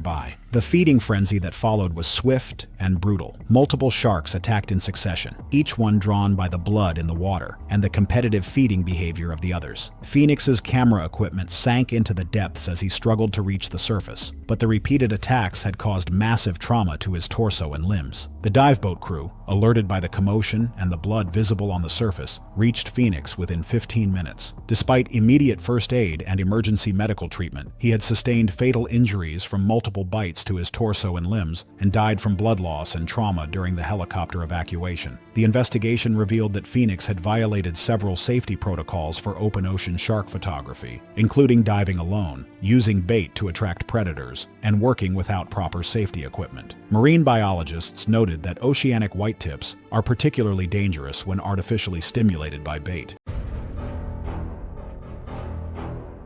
It was July 22, 2013, roughly 30 miles off the California coast, near the Farallon Islands. The seal colonies that draw sharks to the area are audible before they're visible, a constant, dense sound from the rocks that makes the biological reason for being in that water impossible to ignore. It is one of the most documented great white shark territories in the world. The briefings operators give before descent are not generic safety formalities. They are specific to this water, this season, and this animal. Nina Delgado was 38, a freelance nature photographer from Albuquerque, New Mexico, who had spent 15 years building a portfolio around access that required going places most people did not pursue professionally. She was not impulsive. Colleagues described someone who researched locations for weeks in advance, who understood every technical requirement before she arrived, and who accepted physical risk as a calculated professional cost. She had done cage dives before in less active water and understood the mechanics of the enclosure. She also made decisions about which rules applied to her work and which ones she believed could be adjusted without meaningfully changing the outcome. Those two things, genuine expertise and selective rule application, existed in her without apparent contradiction until they stopped being compatible. She had booked a discounted cage excursion with a small private crew running trips out toward the Farallon Islands, roughly 30 miles offshore during peak seal migration season, in water that produced some of the highest great white shark density on the Pacific coast. The operator had briefed all participants before descent. Both safety latches secured at all times, no extended contact with the cage bars, no bait devices inside the enclosure. The prohibition on bait devices had been added after earlier incidents involving sharks striking cage bars in response to handheld attractants. Nina had brought a small bait rig concealed inside her camera bag. She had planned to use it before the boat left the dock. Great white sharks in the waters around the Farallon Islands during seal season commonly exceed 15 feet in length and 2,000 pounds. During active feeding windows near seal colonies, they approach objects with an extended period of slow lateral investigation, circling at a distance, making gradual passes, before transitioning into high-velocity strikes that can close 20 feet in under a second. That investigative phase is what makes them appear manageable from inside a cage. The strike phase is what the cage is built for. The gap between those two behavioral states is narrow and does not announce itself in advance. Nina pushed the bait rig through the cage bars and unlatched one of the side doors to get a wider shooting angle. A 14-foot great white slammed into the open section with enough force to bend the door inward, knocking her partially outside the enclosure. The shark bit during the impact. The injury to her torso was severe enough that the crew could not control the bleeding before she lost consciousness. The cage was the thing that would have kept her alive if she had stayed inside it. What makes this case difficult is that Nina understood exactly what the cage was designed for and the kind of behavior it was meant to protect against. But little by little, she moved outside that protection. The bait rig, the extended arm, the unlatched door. None of those choices probably felt dangerous on their own. Together, they became one irreversible mistake. It was March 11th, 2016, and the sun was beginning its descent over Ilha Grande, casting amber light across the bay where the Atlantic met the Brazilian coastline. By nightfall, the waters off Praia de Palmas would be stained with blood, and a young woman's honeymoon would end not in celebration, but in a tragedy. Liana Corso was a 29-year-old dental assistant from São Paulo, known among her colleagues for her meticulous attention to detail and her ability to put anxious patients at ease. She had met her husband, Tiago, 3 years earlier at a mutual friend's birthday party, and their courtship had been marked by weekend trips to beach towns along the coast. Friends said that Liana loved the ocean with an almost childlike enthusiasm, having grown up inland and only discovering swimming in her late teens. The honeymoon to Ilha Grande had been Tiago's idea, a quiet, relatively undeveloped island where they could escape the noise of the city. They had arrived 4 days earlier and spent their time hiking forest trails and exploring secluded beaches. Liana had told the hotel staff she wanted to swim every day, even joking that she would go in at night if the water was warm enough. She was a confident swimmer, though not particularly experienced in open water, according to Tiago, and she approached the ocean with more enthusiasm than caution. The bay curved gently around Praia de Palmas, its waters deceptively calm in the protected inlet. Tiger sharks are opportunistic predators, typically reaching lengths of 10 to 15 feet and weighing up to 1,400 pounds. Their teeth are adapted for slicing through flesh and bone. They hunt primarily during twilight hours when visibility is low, patrolling shallow waters where prey is most vulnerable. That morning, the hotel manager had mentioned to guests at breakfast that local fishing boats often cleaned their catch near the shore, dumping fish carcasses and blood into the water. He suggested, in measured terms, that swimming at dusk was not advisable due to increased shark activity. Liana had smiled politely, but later told Tiago she thought Brazilian locals were overly dramatic about wildlife dangers. She had swum in the ocean dozens of times without incident. No lifeguards were on duty, and there were no official shark warning signs posted at the beach. By late afternoon, the couple walked down to the beach. The water was warm and clear, small waves lapping gently at the sand. Tiago wanted to photograph the sunset and set up his camera on a tripod near the tree line. Liana waded in alone, her yellow bikini bright against the darkening water. 2 kayakers were visible about 180 feet offshore, paddling parallel to the beach. Liana moved into waist-deep water, perhaps 40 feet from shore. She turned back toward Tiago and waved. Beneath her, the sandy bottom dropped away sharply into deeper water. The kayakers later reported seeing bait fish suddenly scatter near the surface, creating sudden splashes and shadows beneath the water, a natural warning sign experienced fishermen recognize. The tiger shark struck with a single, powerful bite. Its jaws clamped around Liana's pelvis and upper thighs. The bite caused partial pelvic severance with ragged tissue and trauma to the upper thighs, consistent with a 13 to 15-foot tiger shark. The animal did not sustain feeding in shallow water. It retreated after the bite. Blood erupted into the water in thick clouds, the surface churning from the shark's thrashing tail. Her arms flailed once, twice, then went slack. The animal submerged with part of her lower body still in its jaws, leaving torn tissue behind, before moving back into deeper water. Her body floated face down, partially buoyant from trapped air in her lungs. The water around her had turned dark red, spreading outward in an expanding radius. Tiago's screams brought hotel staff running to the beach. One of the kayakers had already begun paddling frantically toward shore, shouting for help. A hotel employee called the emergency services. The nearest patrol boat was stationed approximately 4 miles away and arrived 18 minutes after the initial call. By then, Liana had bled out completely. Paramedics could only confirm death at the scene. The coroner's preliminary report noted severe traumatic injuries with partial lower limb amputation, extensive tissue loss to the pelvis and upper thighs, and massive hemorrhagic shock consistent with a single investigatory bite from a tiger shark. Local media coverage was sparse and carefully worded, describing the incident as a rare and unfortunate tragedy. The hotel quietly revised its safety protocols, adding warnings about sunset swimming and posting signs, in addition to requiring signed waivers for any guests entering the water after 4 p.m. Tiago returned to São Paulo with his wife's remains 5 days later. He declined all interview requests and deleted his social media accounts.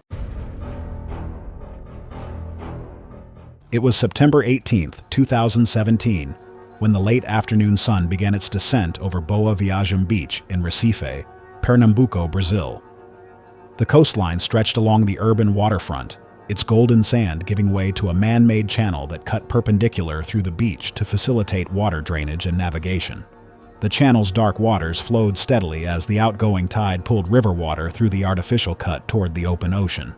Dusk lighting conditions were rapidly reducing underwater visibility, transforming the already murky channel into an opaque corridor where shapes became indistinct. Warning signs posted along the beach clearly indicated the dangers of entering the channel, particularly during tidal changes when currents strengthened and predators moved through the passage. Rex Flinch, a 35-year-old software quality assurance analyst, had arrived at the beach with 2 friends for an evening surf session during a brief break from demanding workweek schedules. The confident swimmer and recreational surfer had paddled out with his companions, both in their early 30s, who remained near the inner break where waves rolled more gently. The trio sought to maximize their limited time in the water, chasing better wave formations near the outer break beyond the channel. This required crossing the man-made channel, a decision that would prove fatal as conditions deteriorated with approaching darkness. Bull sharks represent one of the most dangerous shark species to humans, their aggressive nature bringing them into frequent contact with coastal populations. These powerful predators thrive equally in saltwater and freshwater environments, regularly traveling up rivers and through estuarine channels in search of prey. Their stocky bodies typically reach 8 to 11 feet in length and can exceed 500 pounds. The species possesses broad, flat snouts, housing tremendous bite force concentrated in wide, heavily serrated teeth designed for maximum damage. Bull sharks demonstrate particular aggression during feeding periods, attacking with explosive speed and returning for multiple bites until their target is incapacitated. Unlike many shark species that avoid brackish waters, bull sharks actively seek out river mouths, drainage channels, and areas where fresh water mixes with salt. These transitional zones provide abundant prey, and reduced visibility offers tactical advantages when hunting. Recife's coastline has earned a reputation as one of the world's most dangerous beaches for shark attacks, with bull sharks responsible for the majority of incidents. The man-made channel at Boa Viagem Beach creates an ideal hunting corridor, funneling both prey and predators through a confined space during tidal changes. Rex entered the channel to reach the outer break, paddling his surfboard across the flowing water as dusk settled. The outgoing tide pulled strongly, carrying river sediment and reducing visibility to near zero. This timing represented a catastrophic error, as dusk marks prime feeding hours for bull sharks, and outgoing tides concentrate prey species in predictable channels. A bull shark surged upward from the deeper channel water, its presence completely hidden by the murky conditions and fading light. The shark detected the vibrations from Rex's paddling and the electrical signals generated by his movements. The attack began with devastating precision. The bull shark's jaws clamped onto Rex's lower leg with tremendous force, the serrated teeth cutting deep into the calf muscle and severe structural damage. The bite severed muscle groups, tendons, and smaller blood vessels, though the initial wound, while severe, was not immediately fatal. Rex attempted to paddle back toward shallow water despite the crippling pain and damage to his leg. However, the bull shark circled through the dark water and returned for a second attack, this time targeting higher on the same leg. The second bite struck the thigh with even greater force. The shark's teeth tore through the quadriceps muscle and punctured deep into the femoral triangle, severing the femoral artery. This major blood vessel ruptured catastrophically, releasing blood into the water at a rate that guaranteed rapid exsanguination. The femoral artery carries oxygenated blood from the heart to the lower extremities under significant pressure, and its complete severing creates hemorrhaging that proves almost impossible to control. Rex's circulatory system began failing within seconds. The shark retreated into deeper water after the second bite. Rex's 2 friends witnessed the attacks and immediately paddled toward him, grabbing him and his surfboard to bring him back to shore. Blood poured from both leg wounds, creating a spreading cloud in the channel water. They dragged Rex onto the beach, attempting to apply pressure to the massive thigh wound, but the arterial damage proved too extensive. The blood loss accelerated despite their efforts, Rex's blood pressure dropping rapidly as his body entered hypovolemic shock. Rex Flinch died on the beach before advanced medical care could arrive, the hemorrhage from his femoral artery impossible to control. The time from the second bite to his death was measured in minutes. Local authorities confirmed the attack involved a bull shark based on bite patterns and the channel location. The incident reinforced existing warnings about entering the Boa Viagem channel during dusk and tidal changes. Rex's family released a statement expressing their loss of a beloved son and brother.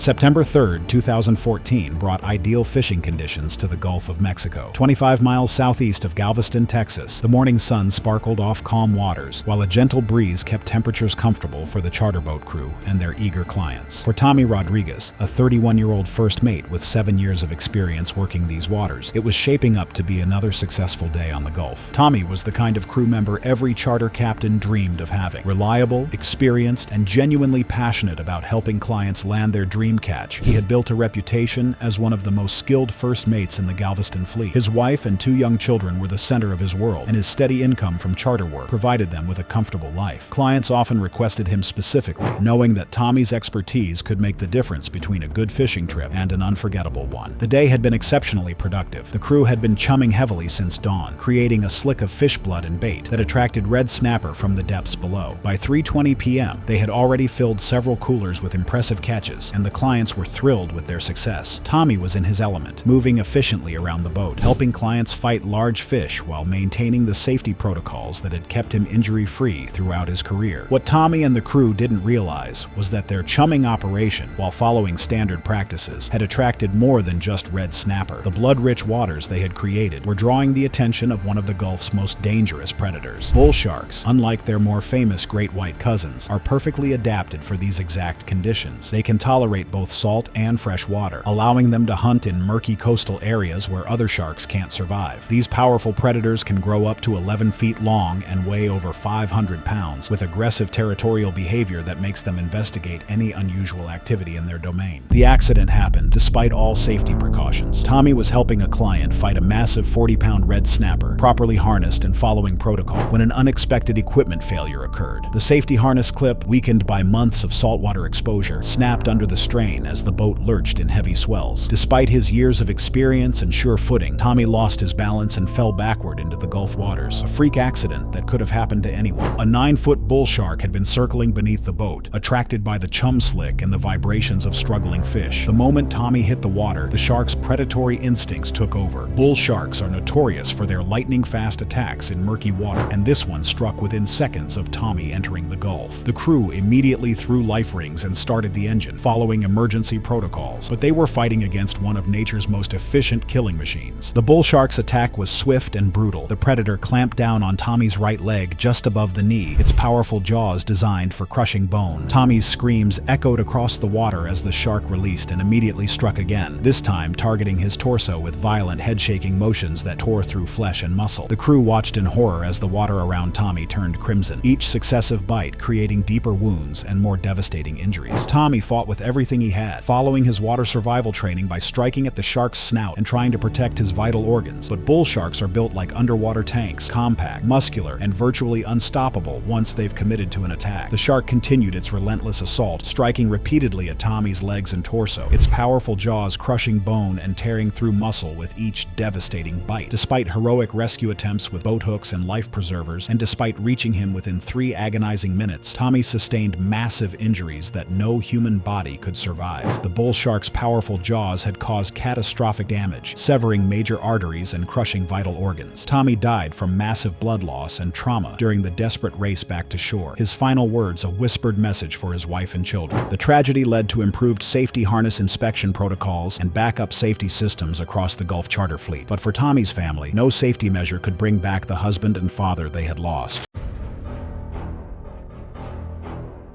August 22, 2015, dawned hot and humid in South Florida. The morning sun beat down mercilessly on the concrete docks of Port Everglades, where the air shimmered with heat waves rising from the pavement. By 2 p.m., the temperature had climbed to 94 degrees, and the incoming tide was beginning to push warmer water from the Atlantic into the harbor's maze of channels and marina slips. Orion Blackwater wiped the sweat from his forehead as he loaded his diving gear into the back of his pickup truck. At 29, he had built a reputation as one of South Florida's most reliable commercial divers. The guy boat owners called when they needed hull cleaning, prop repairs, or underwater maintenance in conditions that made other divers think twice. His weathered hands and sun-damaged skin told the story of 5 years spent working beneath the surface in some of the most challenging aquatic environments on the East Coast. Orion's friends knew him as a risk-taker who thrived on difficult jobs that others wouldn't touch. He was the diver who would work in zero-visibility water, navigate around massive ship propellers, and clean hulls in harbors where most professionals refused to enter. That afternoon, Orion received a last-minute call from the captain of a sport fishing charter that had just returned from a successful trip. The boat's hull was covered in marine growth affecting performance, and they needed the cleaning done immediately for another charter departing the next morning. The job paid double the usual rate for rush work, money that Orion couldn't afford to turn down. Despite the warning signs, the murky harbor water, the incoming tide, and the fish blood and scraps still floating around the boat from the recent charter, Orion decided to take the job. Port Everglades is a major shipping channel that connects directly to the Atlantic Ocean, creating a highway for marine life moving between deep water and shallow harbor areas. The incoming tide acts like a dinner bell for opportunistic predators. At 2:45 p.m., Orion suited up and checked his equipment one final time. The water in the marina slip was a murky brown-green, visibility limited to maybe 3 feet. Fish scales and blood from the charter's recent trip floated on the surface, creating an oil-slick rainbow that should have been a red flag to any experienced diver. He entered the water with his cleaning equipment and descended to the boat's waterline, beginning the methodical process of scraping marine growth from the fiberglass hull. The work was routine. He had cleaned hundreds of similar boats in similar conditions. What Orion didn't know was that a 9-foot bull shark had followed the incoming tide into the harbor, drawn by the scent of fish blood and bait that led directly to his worksite. Bull sharks are among the most dangerous sharks in the world, not because of their size, though they can reach 11 feet and weigh over 500 pounds, but because of their unique physiology and aggressive temperament. Unlike most sharks, bulls can tolerate both saltwater and freshwater, allowing them to travel into harbors where humans least expect them. The shark had been patrolling the harbor's entrance when the olfactory signals triggered its feeding response. Bull sharks are ambush predators that rely on stealth and explosive power to capture their prey. In murky water, they use their acute sense of smell and electroreception to locate targets, often approaching from below or behind where visibility is most limited. 20 minutes into the job, as Orion worked at a depth of 8 feet scraping barnacles from the boat's keel, the bull shark struck without warning. The attack came from behind and below, the shark's powerful jaws clamping down on Orion's torso with crushing force. The impact drove him against the boat's hull, and his regulator was torn from his mouth as the predator began its characteristic thrashing behavior. Orion fought desperately, punching at the shark's snout and trying to reach his diving knife, but the animal's grip was unbreakable. The thrashing continued for nearly 30 seconds before the shark released its grip and disappeared back into the murky water. Harbor patrol officers found Orion floating face down 15 minutes later, alerted by other boaters who had heard the commotion and seen blood in the water. Despite immediate CPR efforts and emergency medical treatment, he had sustained severe injuries to his torso and legs and died from blood loss.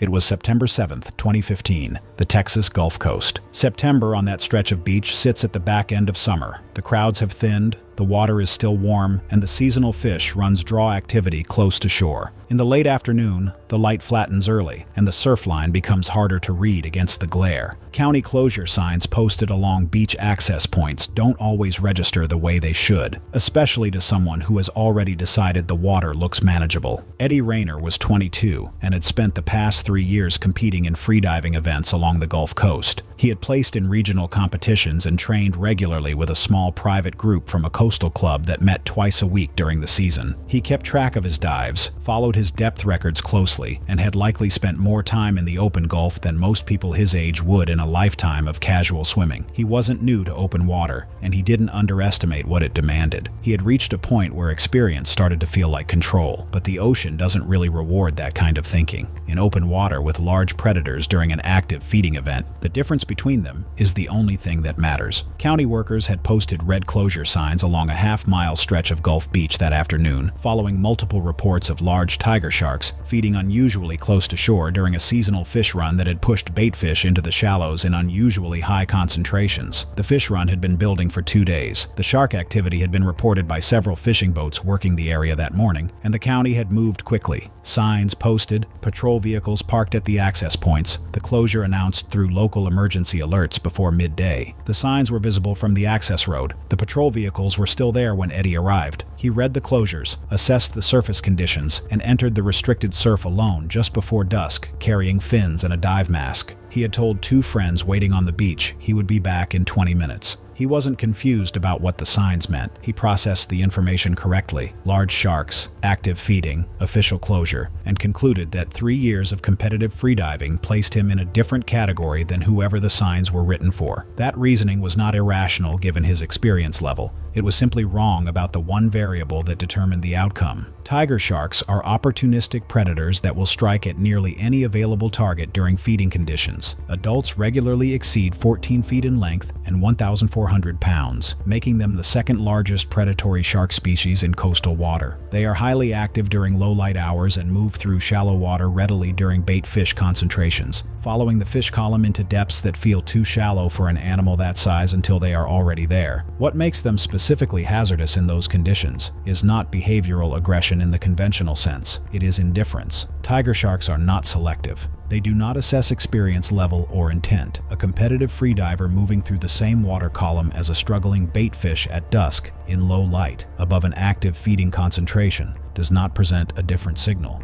The shark responds to what is in the water, not to what it brought with it. About 120 feet from shore, the 2 friends on the beach heard violent splashing before the surface went still. They entered the surf and reached him briefly before a second strike pulled him farther into darker water. The second strike is consistent with documented tiger shark behavior during feeding events. They do not disengage after initial contact when stimulus remains present in the water. Rescue crews responded within the hour. Partial remains were recovered the following morning nearly 2 miles down the coastline. He had told his friends he would be back in 20 minutes. That is not the statement of someone who believed he was entering a genuinely dangerous situation. The beach closure, the patrol vehicles, the fish run, the fading light. He saw all of it and still came to a different conclusion. In his mind, experience was enough to manage the risk, but the tiger shark moving through that water at dusk wasn't part of that calculation at all. It had no idea who he was or how experienced he might have been. It was simply there first. It was June 3rd, 2017. The afternoon sun beating down on the flat expanse of the Gulf of Mexico, several miles off the remote stretch of Padre Island National Seashore, when a white cooler slipped from the deck and splashed into the chum-streaked water. Mateo Rinza was a 41-year-old refrigeration repairman from Corpus Christi who had organized the fishing trip with 2 friends from his bowling league. He was known for being practical and resourceful, the kind of man who fixed his own truck and never hired out work he could do himself. The cooler that went overboard was his, a $200 Yeti he had saved for months to purchase, packed with the day's catch of red snapper and kingfish along with 40 pounds of ice. The Gulf waters around Padre Island are murky year-round, with visibility rarely exceeding 10 feet even on calm days. The warm currents and abundant bait fish make it prime feeding grounds for bull sharks, one of the most aggressive shark species in existence. Bull sharks can grow to 11 feet in length and weigh approximately 450 pounds, with a bite force exceeding 1,300 pounds per square inch. Unlike most sharks, they thrive in shallow, murky water, where their gray coloring renders them nearly invisible. The group had been chumming the water for 3 hours, tossing cut bait and fish parts overboard to attract game fish. The cooler had been sitting on the gunnel, inadequately secured, when a wave rocked the boat and sent it tumbling into the Gulf. It floated 15 feet from the stern, clearly visible and drifting slowly with the current. Mateo's friends immediately told him to wait, that they could hook it back with a gaff pole or net. One of them, a man named Dennis Cruz, specifically mentioned sharks. They had seen a large shadow pass under the boat 20 minutes earlier, but Matteo was already kicking off his deck shoes, insisting it would take 30 seconds. Matteo ignored the Coast Guard recommendation to wear a personal flotation device while entering chummed waters. The water was only chest deep where they were anchored, he reasoned, and the cooler was already moving away. He did not hesitate. He jumped in feet first, creating a splash that sent ripples across the calm surface. The water was warmer than expected, greenish-brown and opaque. Matteo began swimming with strong strokes toward the cooler, which had drifted another 10 feet. His friends watched from the boat, one holding the gaff pole uselessly, the other scanning the water with growing unease. Matteo reached the drifting cooler within seconds, his hand closing around the handle. He turned back toward the boat, treading water, preparing to swim one-handed while towing the cooler behind him. From the boat, Dennis saw it first, a wide shadow passing beneath Matteo's kicking legs, moving with purpose. He opened his mouth to shout a warning, but the words caught in his throat as the shadow accelerated upward. The bull shark surged from below with explosive force, its blunt snout ramming into Matteo before its jaws clamped around his midsection. The impact was visible from the boat. Matteo's entire body lurched upward, folding sideways across the shark's snout as teeth sank into his thigh and abdominal area, tearing through muscle and tissue. The bite was crushing, immediate, and catastrophic. The shark's jaws exerted over 1,300 pounds of pressure, puncturing skin, muscle, and into the abdominal cavity. Matteo's scream was sharp and wet, cut short as the animal held him briefly in its jaws, then began to move. The shark executed violent thrashing and twisting to tear chunks of flesh, pulling Matteo's upper legs and lower torso. The witnesses on the boat leaned over the gunwale, screaming his name, watching helplessly as the water erupted in thrashing chaos.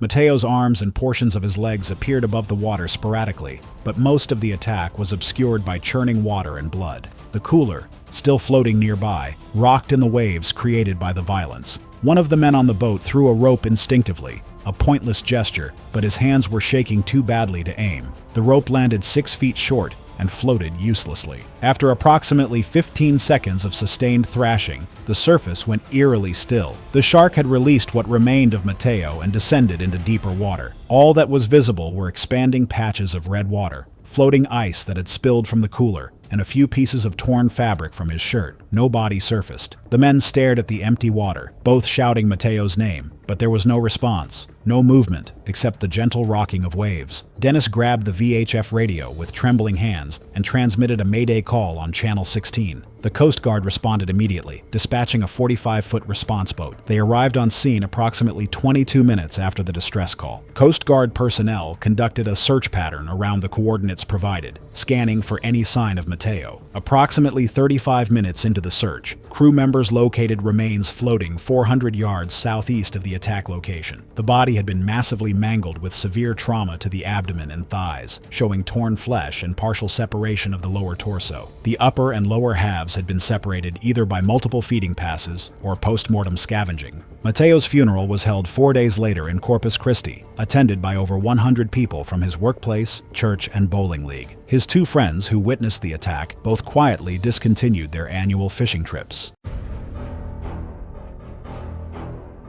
It was October 3rd, 2015, when the vast expanse of open ocean stretched in every direction off the north shore of Oahu, Hawaii. The water shimmered under the mid-morning sun, its surface relatively calm with gentle swells rolling beneath cloudless skies. Miles from the protective embrace of coral reefs, this deep blue water represented a different world entirely from coastal zones, where most recreational swimmers ventured. Seabirds circled lazily far beyond the reef line, their presence indicating schools of baitfish or recent feeding activity. Evidence of chumming from earlier fishing vessels lingered in the area, organic material drifting through the water column and attracting various marine species. Boat traffic remained minimal this far offshore, with only occasional charter vessels visible on the distant horizon. Gage Pender, a 41-year-old private charter fisherman, had launched his solo spearfishing expedition during what appeared to be ideal conditions. The experienced blue water spearfisher had spent years hunting pelagic fish in offshore waters, growing accustomed to the isolation and self-reliance required for such ventures. Unlike coastal spearfishing where assistance remained readily available, Gage operated miles from shore without a nearby support vessel.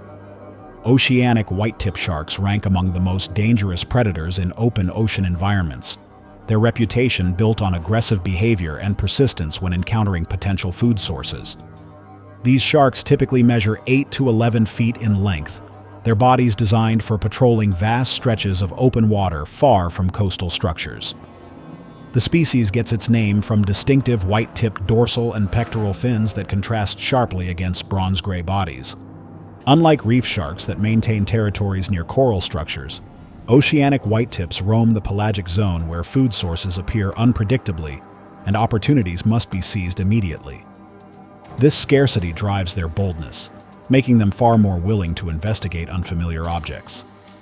The oceanic whitetip possesses triangular, serrated teeth in the upper jaw designed for cutting and tearing, while the lower jaw contains narrower teeth for gripping. They demonstrate particular attraction to struggling fish, blood in the water, and vibrations created by spearfishing activities. Gage floated at the surface, focused on securing a freshly speared fish to his float line. The fish's struggles and blood released into the water created exactly the stimulus that draws oceanic whitetips from considerable distances. An oceanic whitetip approached directly, emerging from deeper water with purpose, immediately beginning to circle in tightening loops around Gage's position. The shark's behavior indicated high interest rather than simple curiosity. It made multiple passes, each orbit bringing it closer to both the speared fish and the human handling it. This represented a critical moment where abandoning the catch might have prevented tragedy, but his experience may have led him to underestimate the threat. The attack began with a testing strike. The oceanic whitetip lunged forward, its jaws closing on Gage's left forearm with crushing force. The serrated teeth punctured through skin and muscle, severing tendons and creating deep lacerations. Blood immediately bloomed into the surrounding water, transforming investigation into feeding behavior. As Gage instinctively pulled back, the float line tangled around his leg, the equipment meant to secure his catch now becoming a deadly impediment. The restriction prevented effective swimming or powerful kicks necessary to escape. His movements became limited and inefficient, his injured arm hampering any coordinated attempt to free himself. The oceanic whitetip circled and returned, emboldened by the blood dispersing through the water and the struggling movements that mimicked wounded prey. The shark delivered a devastating bite to Gage's right thigh, its teeth driving deep into the femoral region and severing the major artery. The massive blood vessel ruptured, releasing a catastrophic volume of blood and accelerating the feeding response. The combination of arterial bleeding and the entangling float line created a horrifying trap. Gage's ability to surface and breathe became compromised as blood loss rapidly induced shock. The water around him darkened, each heartbeat pumping more life from his body into the indifferent ocean. The shark made multiple additional passes, its persistence typical of oceanic whitetip behavior, when blood saturates the immediate environment. A strike to the torso caused further catastrophic damage, the shark's teeth tearing through intercostal muscles. The progression from exploratory bite to full predation had taken only minutes. Severe injuries to both limbs and torso prevented any possibility of self-rescue. The femoral artery damage alone meant that even immediate help could not have arrived in time. He died from combined trauma and exsanguination before assistance could reach his location miles from shore.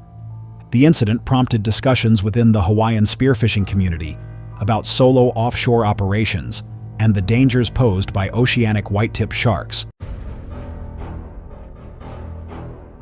The morning of November 15, 2017, dawned with perfect conditions along California's rugged coastline. A gentle offshore breeze created glassy water conditions at Año Nuevo State Park, while the early morning sun painted golden streaks across the Pacific. For most people, 7:30 a.m. would be too early for a swim, but for Rebecca Chen, a 26-year-old marathon swimmer and marine biology graduate student, dawn represented the perfect training window. Rebecca embodied dedication in its purest form. Pursuing her master's degree in marine biology at UC Santa Barbara, she had already completed several grueling long-distance swims, each one meticulously planned with safety protocols that had become legendary among her fellow swimmers. Her friends described her as methodical to a fault, the type of person who would spend hours researching weather patterns and ocean conditions before entering the water. She was training for the Catalina Channel crossing, a 20-mile odyssey that would test every ounce of her endurance and skill. On this particular morning, Rebecca was following her usual protocol with her safety kayaker, Maria, positioned 50 yards offshore to monitor her progress. The area was experiencing peak elephant seal pupping season, with hundreds of seals and their pups creating the feeding opportunities that had attracted several great whites to the region. Rebecca's black wetsuit and steady rhythmic swimming stroke, while following all safety guidelines, still closely resembled the movement pattern of a seal, a case of mistaken identity that even the most careful swimmers couldn't completely avoid. What Rebecca knew from her marine biology studies was that great white sharks are most active during dawn and dusk, using the low light conditions to their advantage when hunting. These apex predators can detect the slightest vibrations and electrical impulses from remarkable distances, and their powerful jaws can generate devastating bite forces. During elephant seal pupping season, great whites patrol these waters with heightened activity, their prehistoric instincts finely tuned to detect any movement that resembles their preferred prey. Rebecca had been swimming for 45 minutes, staying within the designated safety corridor 200 yards from shore with her kayaker maintaining visual contact, when a massive shadow appeared beneath her. A 14-foot female great white shark had been actively hunting the abundant seal population in the area. The attack came from below with devastating force, the shark's massive jaws clamping down on Rebecca's torso in a classic ambush strike. The great white's initial strike was so powerful it lifted Rebecca partially out of the water before releasing her back to the surface. The shark's serrated teeth had torn through Rebecca's wetsuit and into her ribcage, creating deep lacerations that severed major blood vessels. She fought desperately to stay afloat, her marathon swimmer's strength allowing her to break the surface and call for help, but massive blood loss was already taking its toll. Maria immediately paddled toward her, activating her emergency radio beacon while trying to reach Rebecca. The great white had disappeared after the single investigative bite, likely determining that Rebecca wasn't its preferred prey, but the damage was already fatal. Rebecca's final moments were spent struggling against the inevitable as shock set in and her body began to shut down. The cold Pacific water that had been her training partner for years now became her enemy as blood poured from the massive puncture wounds. Coast Guard helicopters arrived 18 minutes after Maria's emergency call, their crews working with the kayaker to pull Rebecca from the water. Despite immediate medical attention and a desperate race to the trauma center, she had sustained injuries that proved fatal. Massive blood loss from deep puncture wounds that had damaged vital organs and crushed several ribs.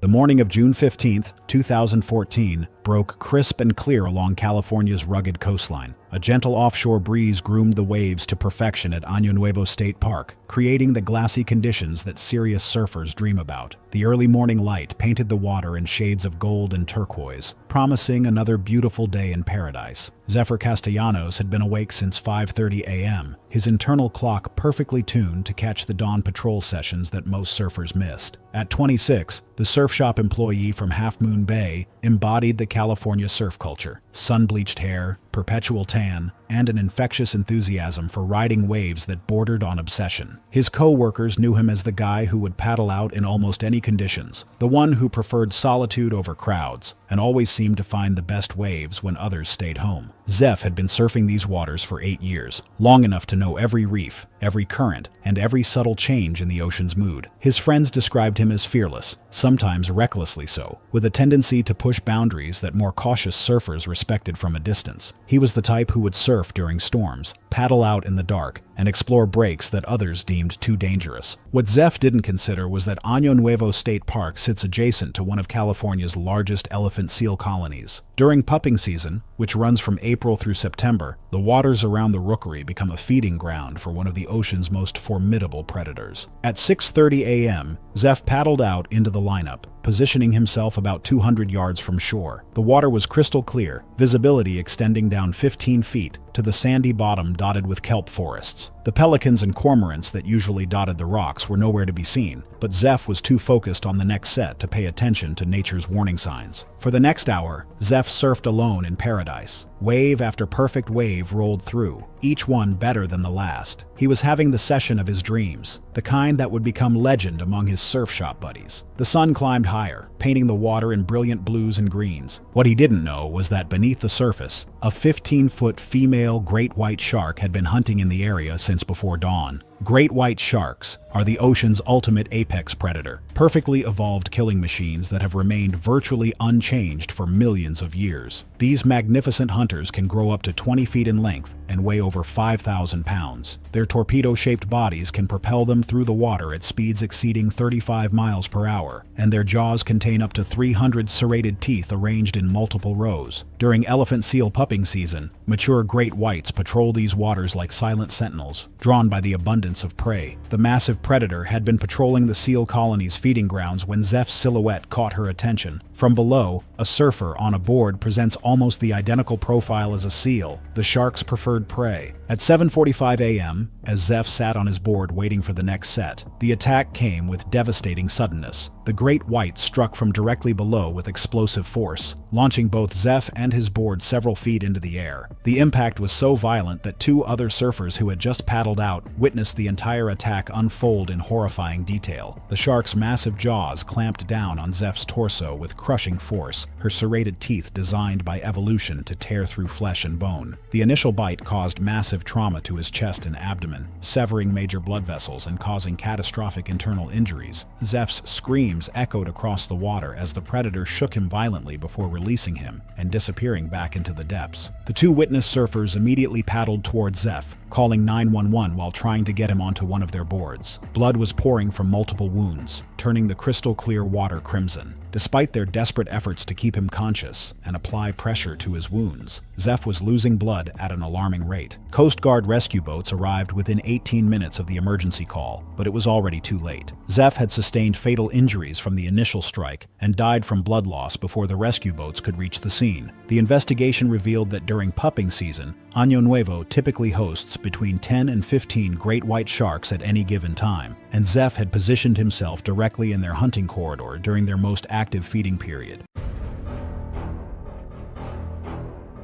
It was April 29, 2018, coastal Louisiana. The roads out there run flat and straight through stretches of marsh that look the same in every direction, and the facilities that operate along them tend to sit back from the road behind small signage and long gravel driveways. From the outside, they look like any other low-profile commercial operation. What's inside the tanks is a different matter entirely. Victor Baines was 52, a marine animal handler who had spent more than a decade at a small privately operated aquatic facility in coastal Louisiana. The staff there knew him as the person who stayed calm when things went sideways, not because he was indifferent to risk, but because he had encountered most versions of it already and knew how to move through them. Quiet, methodical. The last person in the building anyone expected to be the one who didn't come back out of the water. Newer handlers watched how he moved around the enclosures and took their cues from it. He had helped develop much of the facility's operational protocol himself, including the specific safety procedures governing the main shark enclosure. He knew what the rules were because he had written them, and he knew why they existed because he had been there long enough to understand what they were designed to prevent. The largest animal in that enclosure was a bull shark, 10 feet long,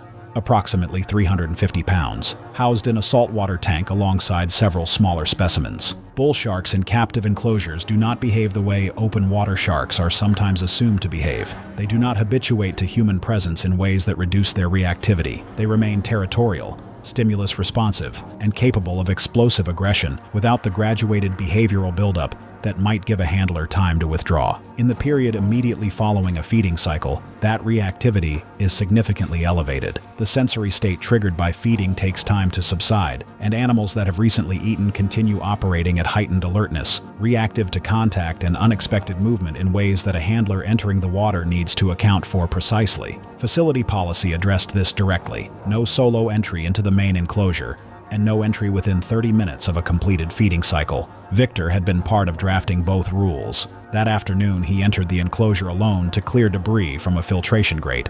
Security footage later showed him moving methodically along the tank wall, working the way a person moves through a task they have completed many times without incident. The water inside the tank had turned murky, the kind of low visibility that's common in saltwater enclosures right after feeding, with tiny particles floating everywhere and visibility dropping to only a few feet. He also hadn't waited for the standard 30-minute post-feeding window to pass before entering the tank. There was no record that he had considered it a meaningful variable that afternoon. The thing that stays with me about Victor is that he wasn't being careless in the way that word usually gets applied. He wasn't rushing, wasn't distracted, and wasn't dismissing what the animal was capable of. He had simply been safe for long enough that the protocol had stopped feeling like a barrier between him and something that could kill him. It had become administrative. That is a different problem, and it is much harder to see from the inside. Investigators concluded the shark became agitated when Victor made accidental contact with it in the murky water near the tank wall. The animal struck and held him against the enclosure structure. The confined space offered no room to maneuver. The disturbance drew activity from additional animals in the connected sections of the system, compounding the situation in the way that confined multi-animal enclosures can when the water changes character suddenly. By the time other workers noticed the discoloration spreading through the tank and activated the emergency lift system, Victor had sustained injuries that were not survivable. It was August 2nd, 2017, the Outer Banks of North Carolina. The water looks calm, the sky holds clear, and the current underneath runs in directions that have nothing to do with either. After dark, the light drops fast and completely. 2 miles out, there is nothing between you and open Atlantic in any direction. Trevor Hale was 41, a diesel mechanic from a rural county in eastern North Carolina, who had been spearfishing on weekends long enough that it had stopped feeling like something that required much deliberation. He held no formal dive certification from any recognized training body. Everything he knew had been handed to him by older fishermen who worked the same coastline, reinforced by time spent underwater, and confirmed by a long run of weekends where his judgment had held without exception. The problem with a record like that is that it doesn't tell you anything about the one time it won't. He was the kind of person who fixed problems without being asked, who showed up early and didn't talk much about it, and who measured his own competence by what he could manage without help. That track record was real. It had also never been tested in conditions like the ones he was about to enter. He had booked a spot on a small after-hours charter run by an independent operator who advertised open water night hunting through word of mouth. Cash only, no booking platform, no record.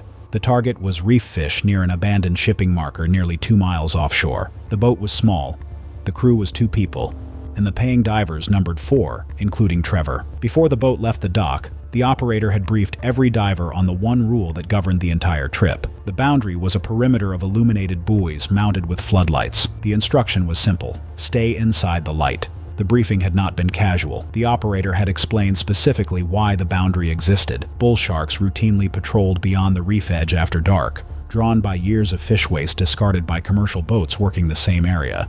The light perimeter was not a comfort measure. It was the only reliable separation between the divers and water that had been actively feeding large sharks for years. Adult bull sharks are among the most unpredictable large sharks in nearshore water. They move freely between fresh and salt water, operate without difficulty in low visibility, and exhibit consistent territorial aggression in confined feeding zones. They are documented to strike repeatedly during a single encounter and return to the same target multiple times. The largest specimens recorded near that reef had exceeded 10 feet in length and 500 pounds. Unlike sharks that investigate before committing, bull sharks in active feeding zones respond to stimulus with immediate force. A bleeding stringer of fish in that water column was not bait, it was a trigger. Trevor stayed inside the perimeter until he spotted movement in the unlit water beyond the buoys. He swam approximately 80 feet outside the marked zone, carrying a stringer of bleeding fish attached to his waist, moving away from the only available light source, toward whatever he had seen moving in the dark water beyond the boundary. Other divers reported sudden turbulence beneath him before his flashlight disappeared below the surface. A large bull shark struck from below and severed part of Trevor's leg on initial contact.